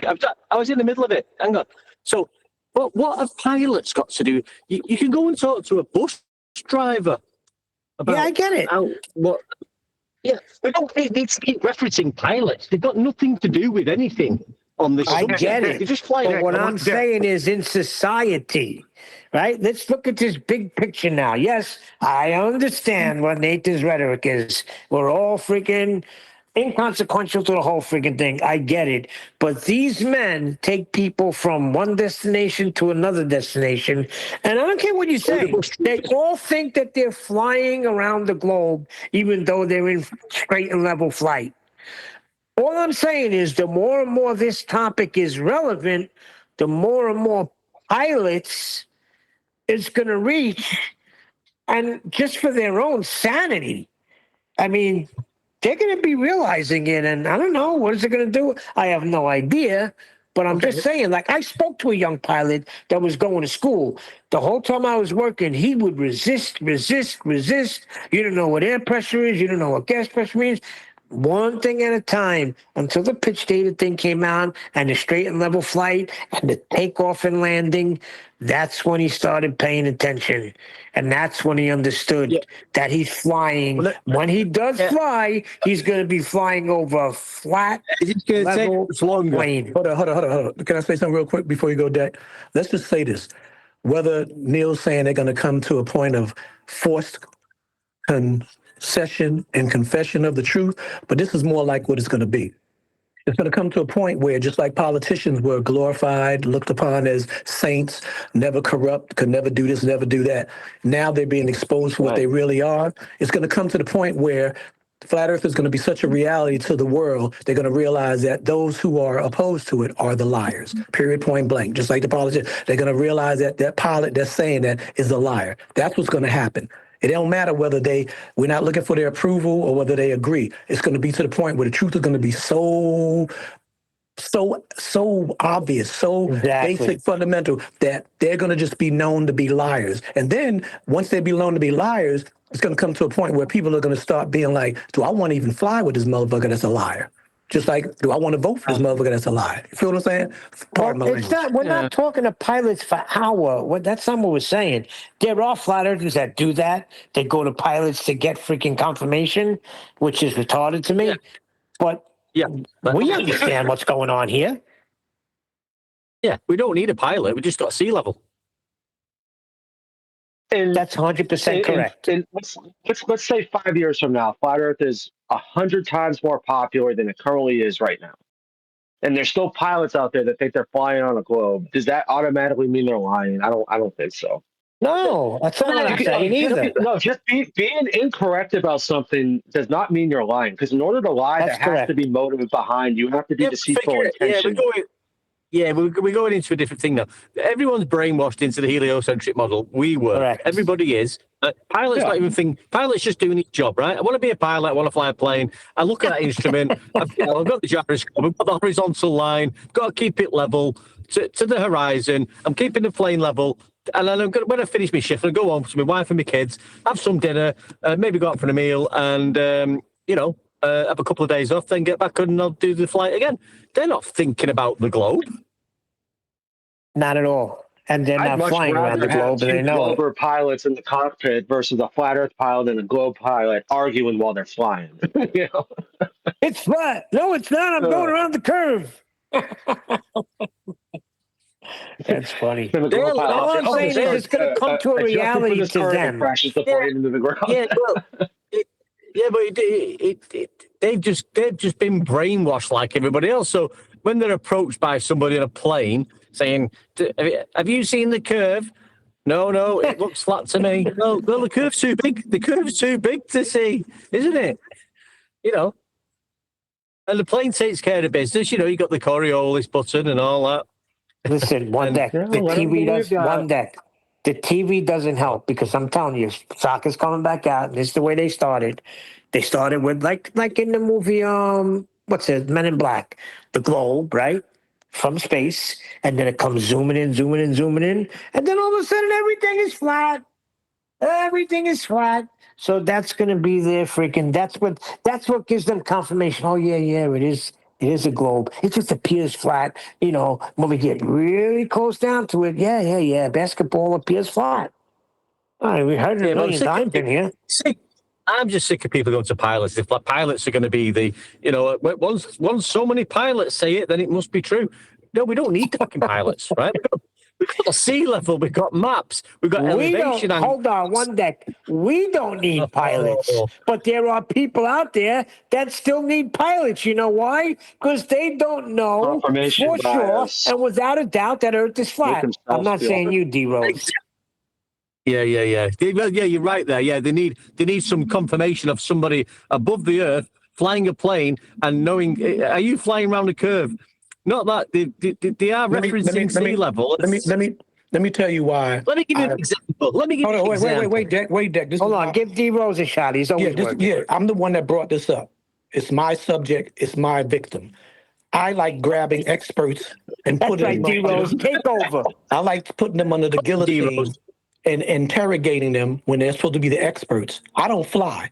I never flown. You fly, you know. You measure, you do this. Now I'm going to expose you as being either a plausible deniability idiot or a liar. Period, point blank. I'm tired of giving liars this. Yeah, but hold on, D Rose, but they're not lying, D Rose. Wait, hold on. Tell me. Let me explain something to you. If they're not lying, they're plausible deniability idiots. No, did you hear what? Wait. Did you hear what one deck just said? Yeah, I just said that. They're just going home. They're not even thinking about it because it's a heavy indoctrination. Well, then that's the case. If they're not plausible deniability idiots, which is the opposite of being a liar, then they should be neutral and be like, I really don't know, bro. I just fly and go to dinner and do what Dex says.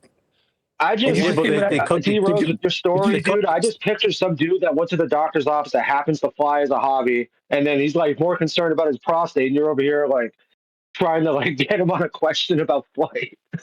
Well, no, I don't. I don't. First of all, I don't work for a urologist. I work for an eye doctor. No, he was having a routine eye exam. Oh, okay, that's not so bad. Yeah, so he was trying to update his vision, to retain his pilot license. They have to be like 20/20 plus. They can't just be regular 20/20. They got to have like that extra good 2010.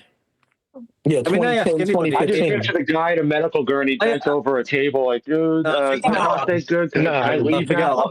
Listen. No matter who you're talking to, I'll just give if you're talking to a pilot about flight, just say, what's the altitude measured from? And he'll say sea level, like he did to you, D-Rose. So then you say, is sea level? And then you're going to be into an argumentation situation where you're going to be arguing about level. Yeah? And you're going to be arguing about global mean sea level because that's what they think it is. So as I said before, listen, One minute. I said it yesterday. The sea level is the starting point. And the finishing point. So if you get them down to sea level, then you're going to be then there will be a disagreement about what level is. Right? That's what it's going to come down to. All right, but that's not what happened. We didn't even expound on the word level. All I did is have him give the prerequisites. Well, that's where you should have put in. That's what you should have said. Yep. Above sea level. Yeah. So what altitude are you flying at, Mr. Pilot? Well, 30,000. Yeah. We did all that. I know how to do it. We did all it. I know how to do it. I got him to the point where he had to do the old. Well. How about those jets? Change the subject because I was destroying him. I was nicely exposing him that I knew. No, I'm just giving an example. He had to change the subject. He started patting me on the shoulder and saying, "You're very intelligent." He tried to patronize me with like pretentious compliments so that I can like get off his back because he was being embarrassed, basically. But do you think he's lying? Well, what did he say about sea level? Huh? He said sea level was the altitudinal measurement of where he's at flying to the Earth's surface. He agreed to that. Yeah. And it's consistent. There you go. Okay, so that's what I said. So if you heard what I said before, I already said he was conceding as he was talking, and I was just listening. And then I said, is there any declination of your altitude when you fly over mountains, buildings, or anything on Earth's surface that gives it a topographical variant of the terrain? He said, no. I said, okay, thank you. And I said, and how do you get that altitudinal measurement? He said, yeah, he knew that, by the elevation angle and everything. So he said everything. And then he said to me, what are you saying? You know the Earth is round, right? And I just looked at him and smiled. And I said, okay, that's what I'm saying. So you didn't give us that information. You didn't tell us that. He said to you, you know the Earth is round. No, he said, no, he said to me. You said that like 10 minutes ago. No, he asked me, well, he said, what do you think? He said, you're not one of those guys that thinks that the Earth's not round. That's what he said. Because it is. And then he started pulling videos he saw of military planes that proved that. I said, no, all they showed you was that as they were flying, looking through their windshield with oh my God. No, we're all having a good conversation. I'm just saying what you just said there is like he said to you, well, you're not one of them guys who thinks the Earth a globe. So you've just explained to me in detail how the Earth's not a globe. No. He was saying to That's me. what he did to you. He said to me, "You're not one of those people that do not think the world is a globe." And I said, "What you mean? The Earth is measured flat?" I said, "It is measured flat." And he was like, "Oh no." Yeah, but he said, Rhodes, you're not getting it. Sorry, mate, you're not getting it. He's asking you now. You were one of these guys when he's just explained to you. He's just explained to you how he's using a flat Earth and a sea level and altitude. Right. So he's just explained how Earth's measured flat to you. So basically, you should have said, "No, you're one of those flat earthers." No, I don't need to do that. I mean, I just smiled at him and I said, "Okay, what medicines are you using?" See, what I'm saying is I don't waste my time, especially when I'm at work, going back and forth about what level is. All I have to do is do what I did. I had him lay out all the things to prove that he understands the Earth is leveled and flat. Yeah. And that was it. That's all I needed. I didn't even care about whether he asked me this or that. Yeah, he told you how flat Earth was. Right. Like most globers, like most globers do when they get on FED. Yeah. But then they turn around and say it's still round. Yeah, you did a great job. But then after all he's explaining the flat Earth measurements, he turned around to you and said, "You're not one of them people who thinks Earth is flat here," sort of thing. And he's I'm just saying, D-Rose, I'm just saying that would have been a good time to say, "No, you're one of those guys that think Earth is flat," because that's what you just described to me. Had I not been at work, had I not been at work and been on one of these servers or one of these rooms, maybe I would have. But I was at work. I was trying to make it quick, concise, and pretty much let him inject himself with the death inoculation, which is what he did. He said he started showing you YouTube videos of like planes and stuff. Well, no, that was one of the things he had said about the F something and the SP something. Same planes that Eric DeBay and all them show, that where the guy's in the cockpit and he's flying and he can see the horizon and he's keep going and it's still going. They think that he thinks that video demonstrates that he's going over a curve. Exactly. That's what I just laughed and I said, "Okay, so what medicine are you taking?" And I just changed the subject. Because right then I knew that he was one of those guys that you just said everything I would have told you, and now you're going against what you said. So they're trained under all of the, huh? I'm just saying. So D-Rose, what you're explaining is, and what Nathan's been demonstrating over the last 4 weeks, that we're going into these servers, right? And all these people give us is flat Earth prerequisites, which is in Nathan's book. Correct. And they're telling us our Earth is so flat and measured flat, and they use it for the levelness of sea level. Sorry, I mean sea level. Yeah, and for altitudes and elevation angles and everything else. But that's all they're telling us. And then but they still then tell you it's a curve. This is a psychological. Let me do this for you, One Deck. Say you go outside. Hold on. Or if I'm real quick. Or after they say all of that, without using the word flat, and then you say, "Okay, so you agree the Earth is flat," then that's when they say, no. So One Deck, if you go out of your house right now, right? Say sometimes you see those guys out there with the survey kit.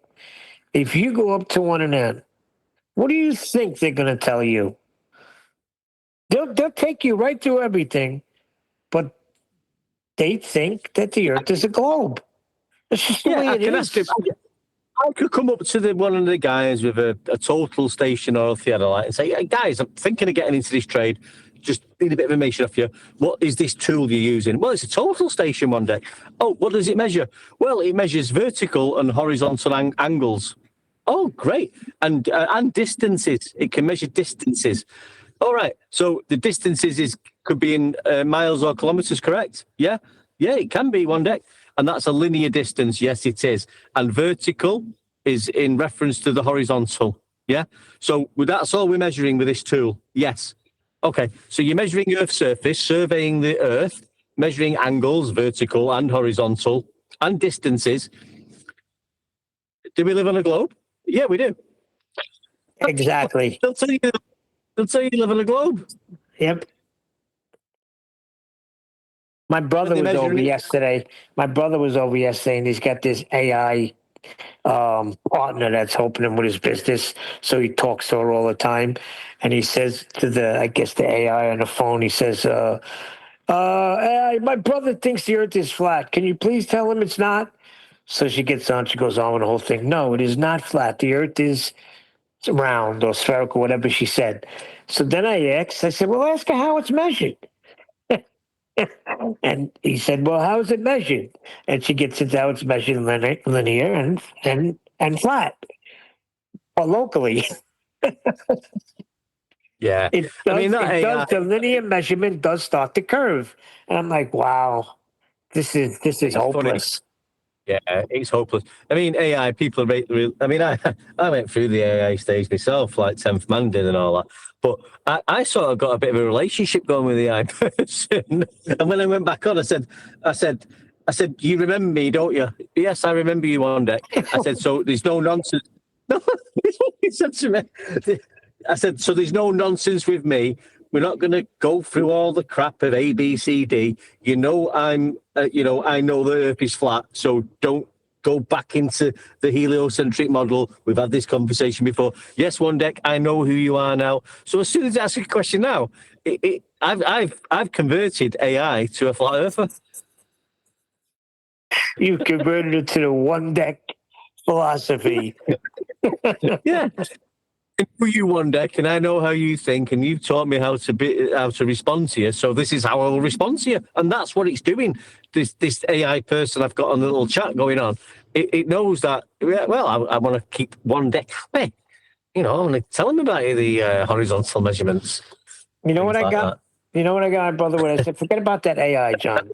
It's height over distance. When you're flying, you're leveling off, and you're flying at a certain altitude measured from sea level at a certain distance.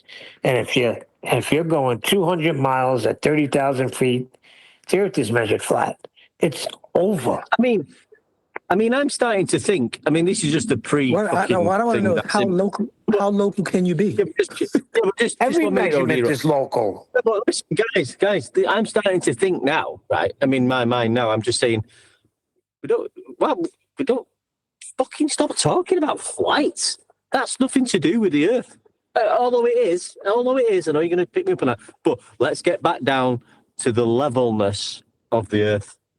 Right? Yeah, see, when you talk about, but see, when you go to the levelness of the Earth, that's when they distort it. Why I like height over distance is because you are at 30,000 feet. That is measured with the air pressure through the altimeter. That's a fact. And you are flying straight and level for over 200 miles. It's game, set, match. Height over distance to me is the killer. Yeah, you could have some. Dick. Listen, you could have somebody. But you could have somebody in a boat in the Atlantic. One set though, you could have somebody in a boat in the Atlantic Ocean, and somebody in a boat in another ocean, and they could be talking to each other and get your location and your latitude, and they will both. They could be hundreds, 1,000 miles apart in the boats. Yeah, that's great. On all the adjoining oceans. And they will both be at 0 degrees. I understand that, but most people fly.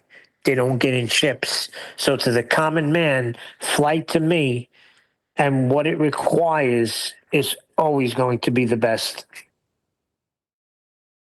For the common man, I know exactly what you're saying. Flying is universal. You're starting to sound like Brian, you.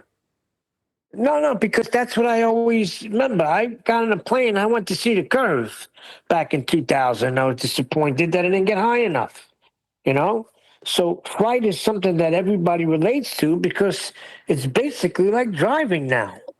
Well, I guess we can do it with driving. I'm going to make it simple. It doesn't matter what height. It doesn't matter what height of sea level. Can I go deck now? Can I go real quick? Sorry, Sorry, Rose. Apologies. So it's all right. Like we always say, the majority of our inhabitants is water. The oceans, the seas, the rivers, the lakes. All right. I'm not saying. All right. That's the global story. Right. Right. 70% plus That's water. the globe. What? Yep. That's the Whatever it global is. story. Whatever it is. Right now, we're going to go by the water. Because if it was more terrain, earth than water, then we wouldn't be talking about sea level when it comes to altitudinal measurements, okay, in flight. Number one. Number two, flying, like Neil said, is a traverse of great distances more than ships or cars or horses.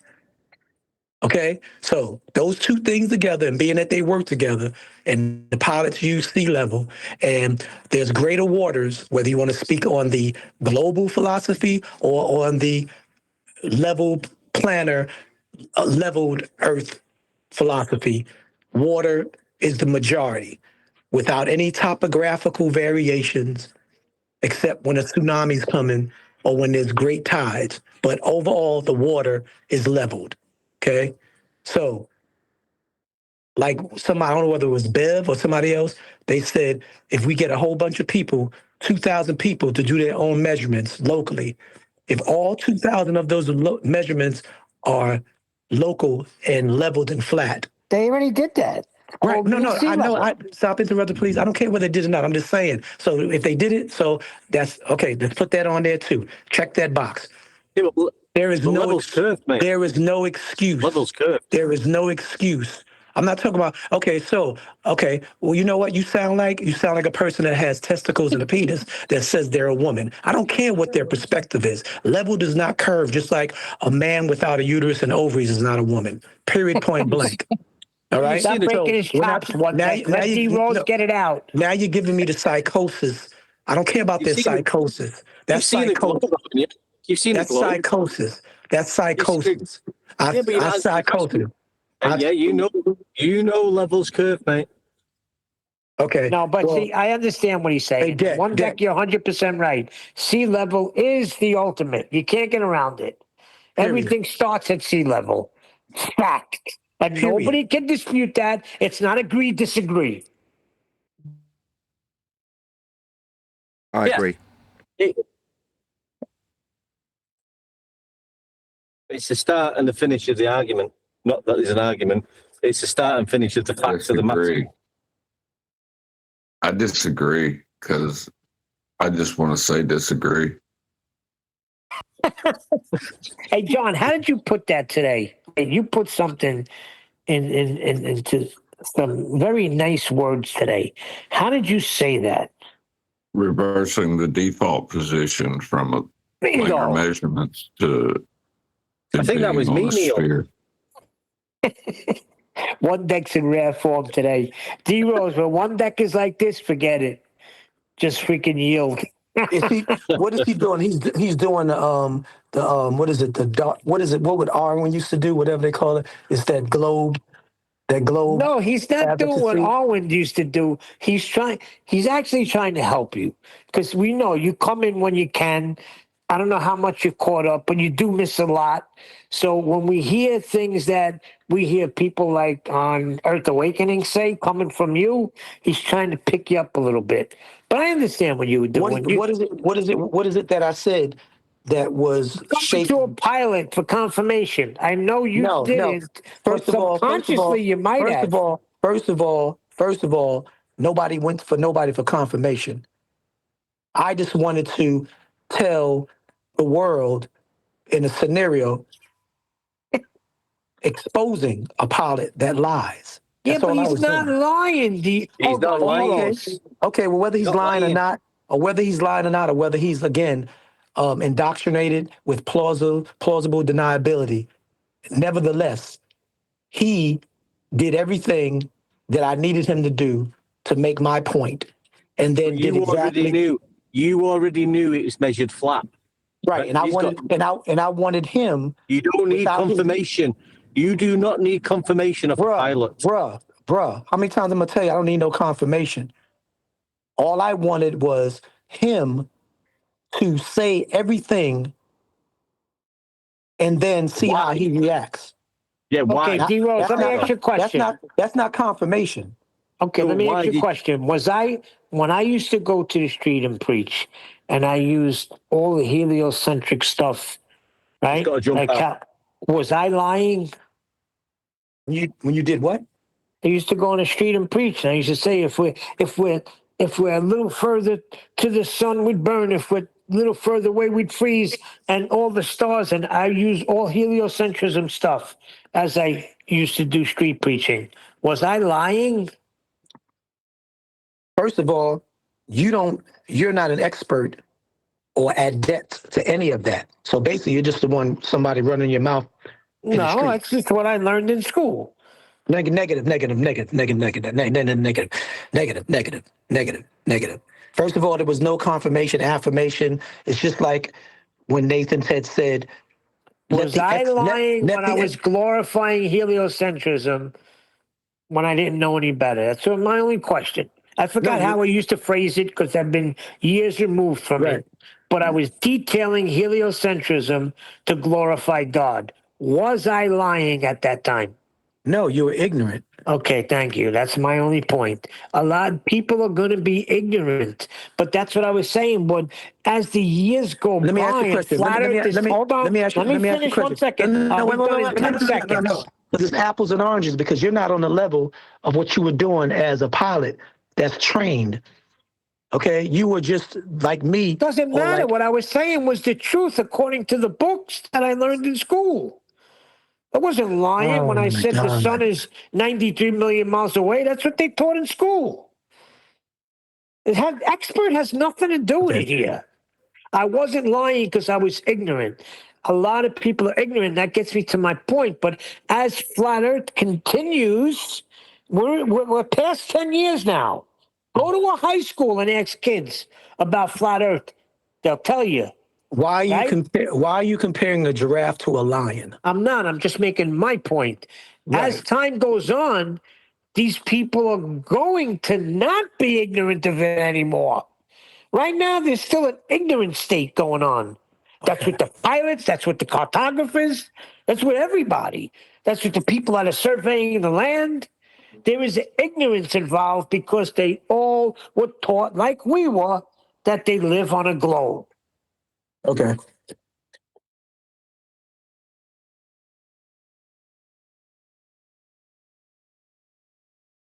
I got it. I got what you're saying, but that doesn't have to do with what I was doing. No, I'm not saying it does, but I'm defending the pilot because he's ignorant. Let's just say my exam room was a server room, and it was just me and him in there, and he was a pilot, and I did the exact same thing that Nathan and you guys have been doing to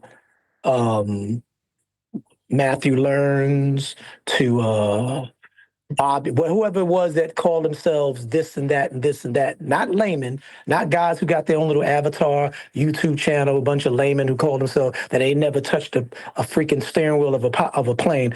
And I basically allowed him to mention, with his knowledge of teaching me in his mind, everything that has to do with confirming and agreeing that the earth must be flat with every single prerequisite terminology there is, as they always do, and then turn around and go back to his globe belief.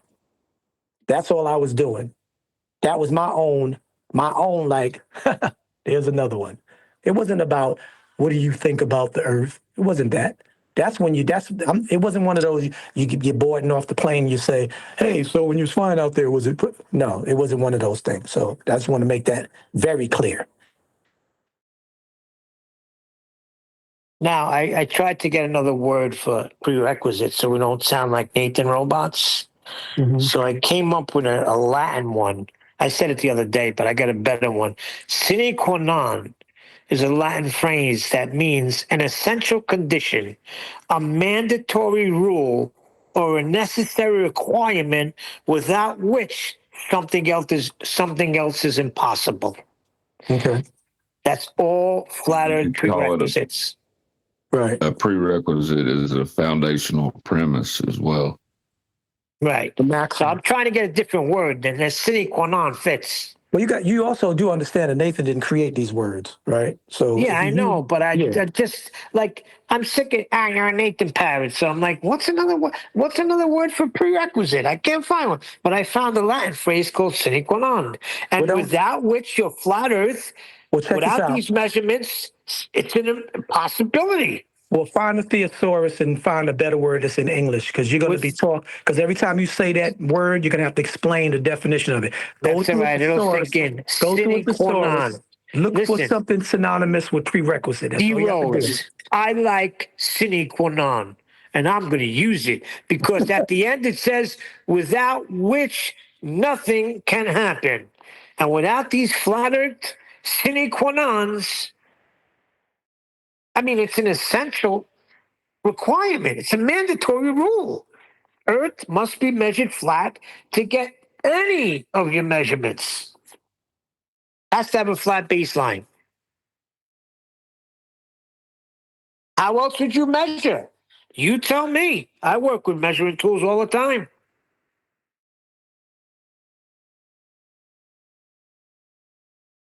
That's why I know you'd get it really, really quick.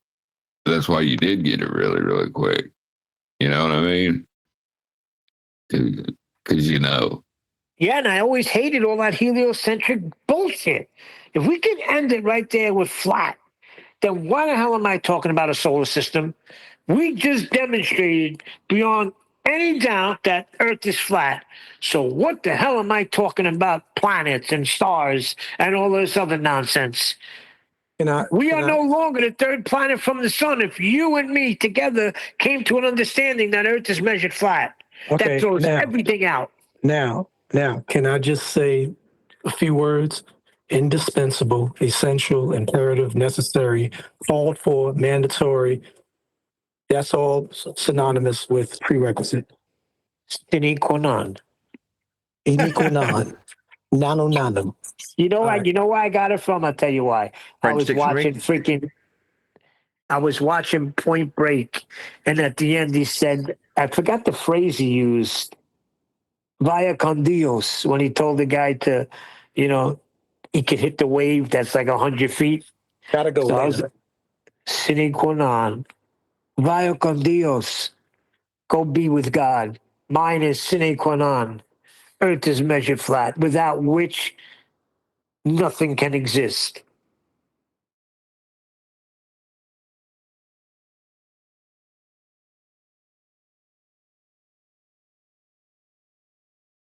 Neil, are you trying to introduce a new word into the lexicon? No. I'm trying to introduce a new word into the topic, so we don't all sound like Nathan parents. You're constantly saying prerequisite. I'm saying sine qua non. Hey, Neil, you don't need to say a flat baseline. A baseline is flat. That's correct. The baseline is flat. That's right. That's correct.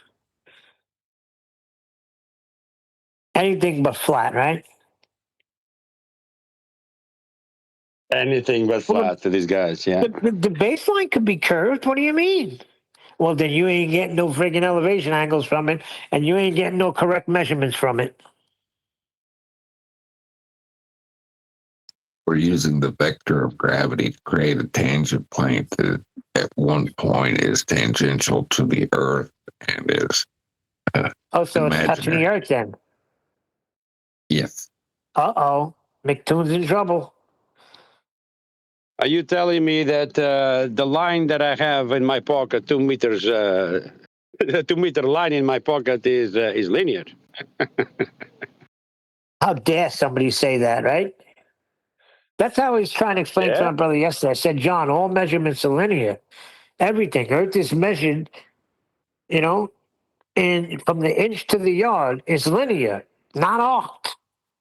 They cannot give us a unit of measurement that is not linear. That's absolutely 100% correct.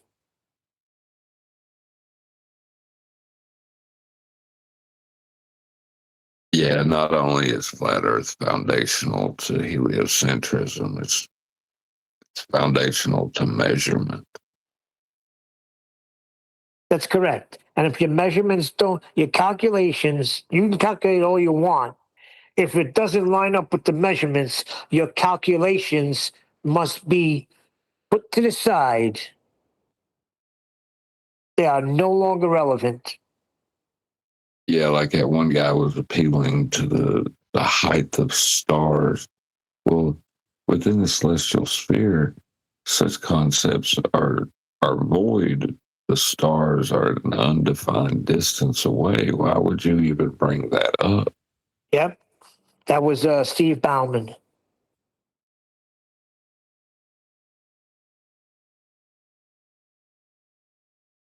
I was actually surprised he came off mute because I wasn't expecting that.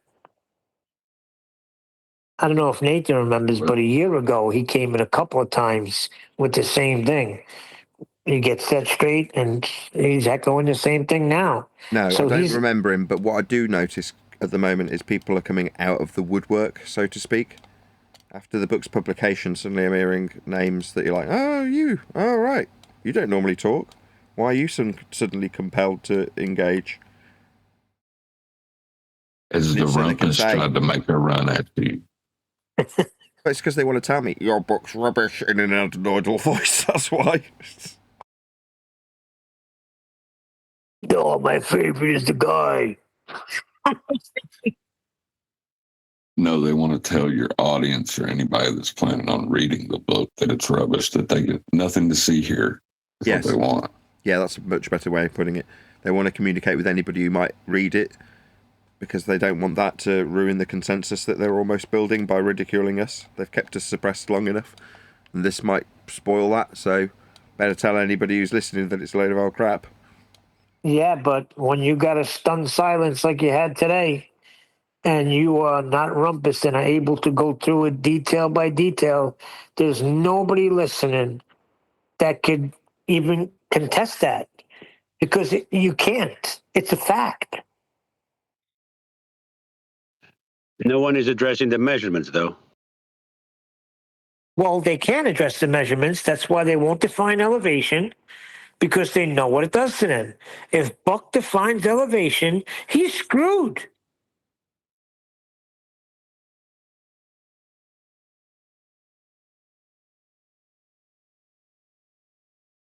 Yeah, they do. They are. I mean, actually, hold on. Actually, he's even screwed when he says eye level.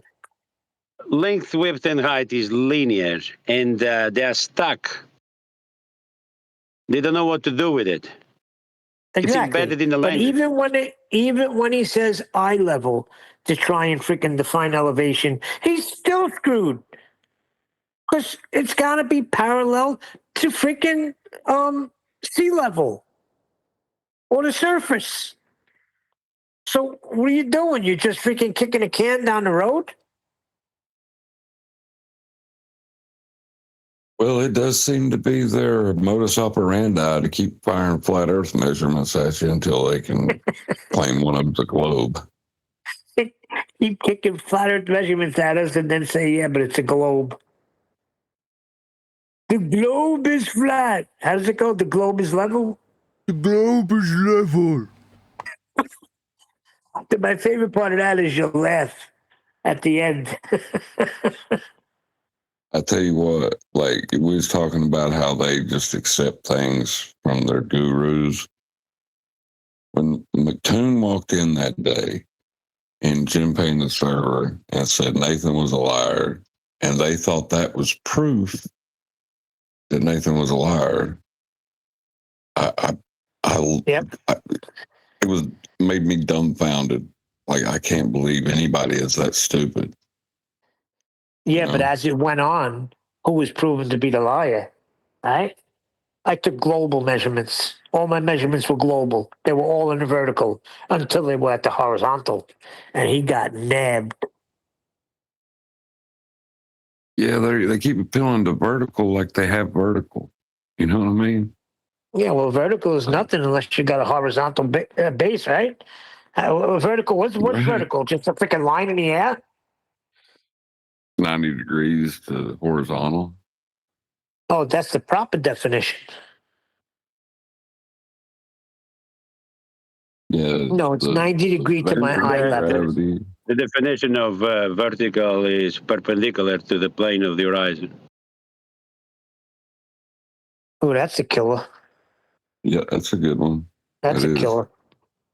Because the horizon's horizontal. The same thing for horizontal. Yeah. The definition of horizontal is parallel to the plane of the horizon at right angles, plural, to the vertical. Oh, that's a killer too. Hey, George, do you know how they made the first squares that were ever made? No, what are you going to tell me? Well, I figured you knew because of what you were saying. They hung plumb bobs in front of the horizon. Victory Royale! Water level. And scream Victory Royale at Double Victory Royale. Both crowned, both times. Sweet. Might even round out on that. Hold on a second. What was that question, John? How did they what? How do I get Victory Royale twice in a row? Both crowned? No. We don't care. You're victorious. We know. What'd you say? How did they what? Make the first levels, or squares. Over here it says ancient builders made the first angle square or set square using gravity and geometry. There's that gravity, but then it goes on to say, long before metal tools existed, they relied on physical references like a plumb line hanging from a leveled surface or the 3-4-5, like I said, triangle ratio. Great. But with that, I am going to say a huge, massive, enormous thank you to both Discord and G+ panels for making today's after show possible. And of course, a massive thank you to all of you for liking, commenting, sharing, subscribing, joining as a Nathan Oakley 1980 channel member, and all that good stuff. Also, be sure to check out my new book, Measured Flat, in the info box below this video, or if you'd like to sell the book and make 30%, the same amount I make, become an affiliate. Links also in the info box below this video. I've been Nathan Oakley, and I will see you in the next video. Millimeter, it be accurately measured. It's measured flat, direction up and down. Flat level we at, flight over ground. Descending from that breeze, heading in degrees. Horizontal, flat, ease.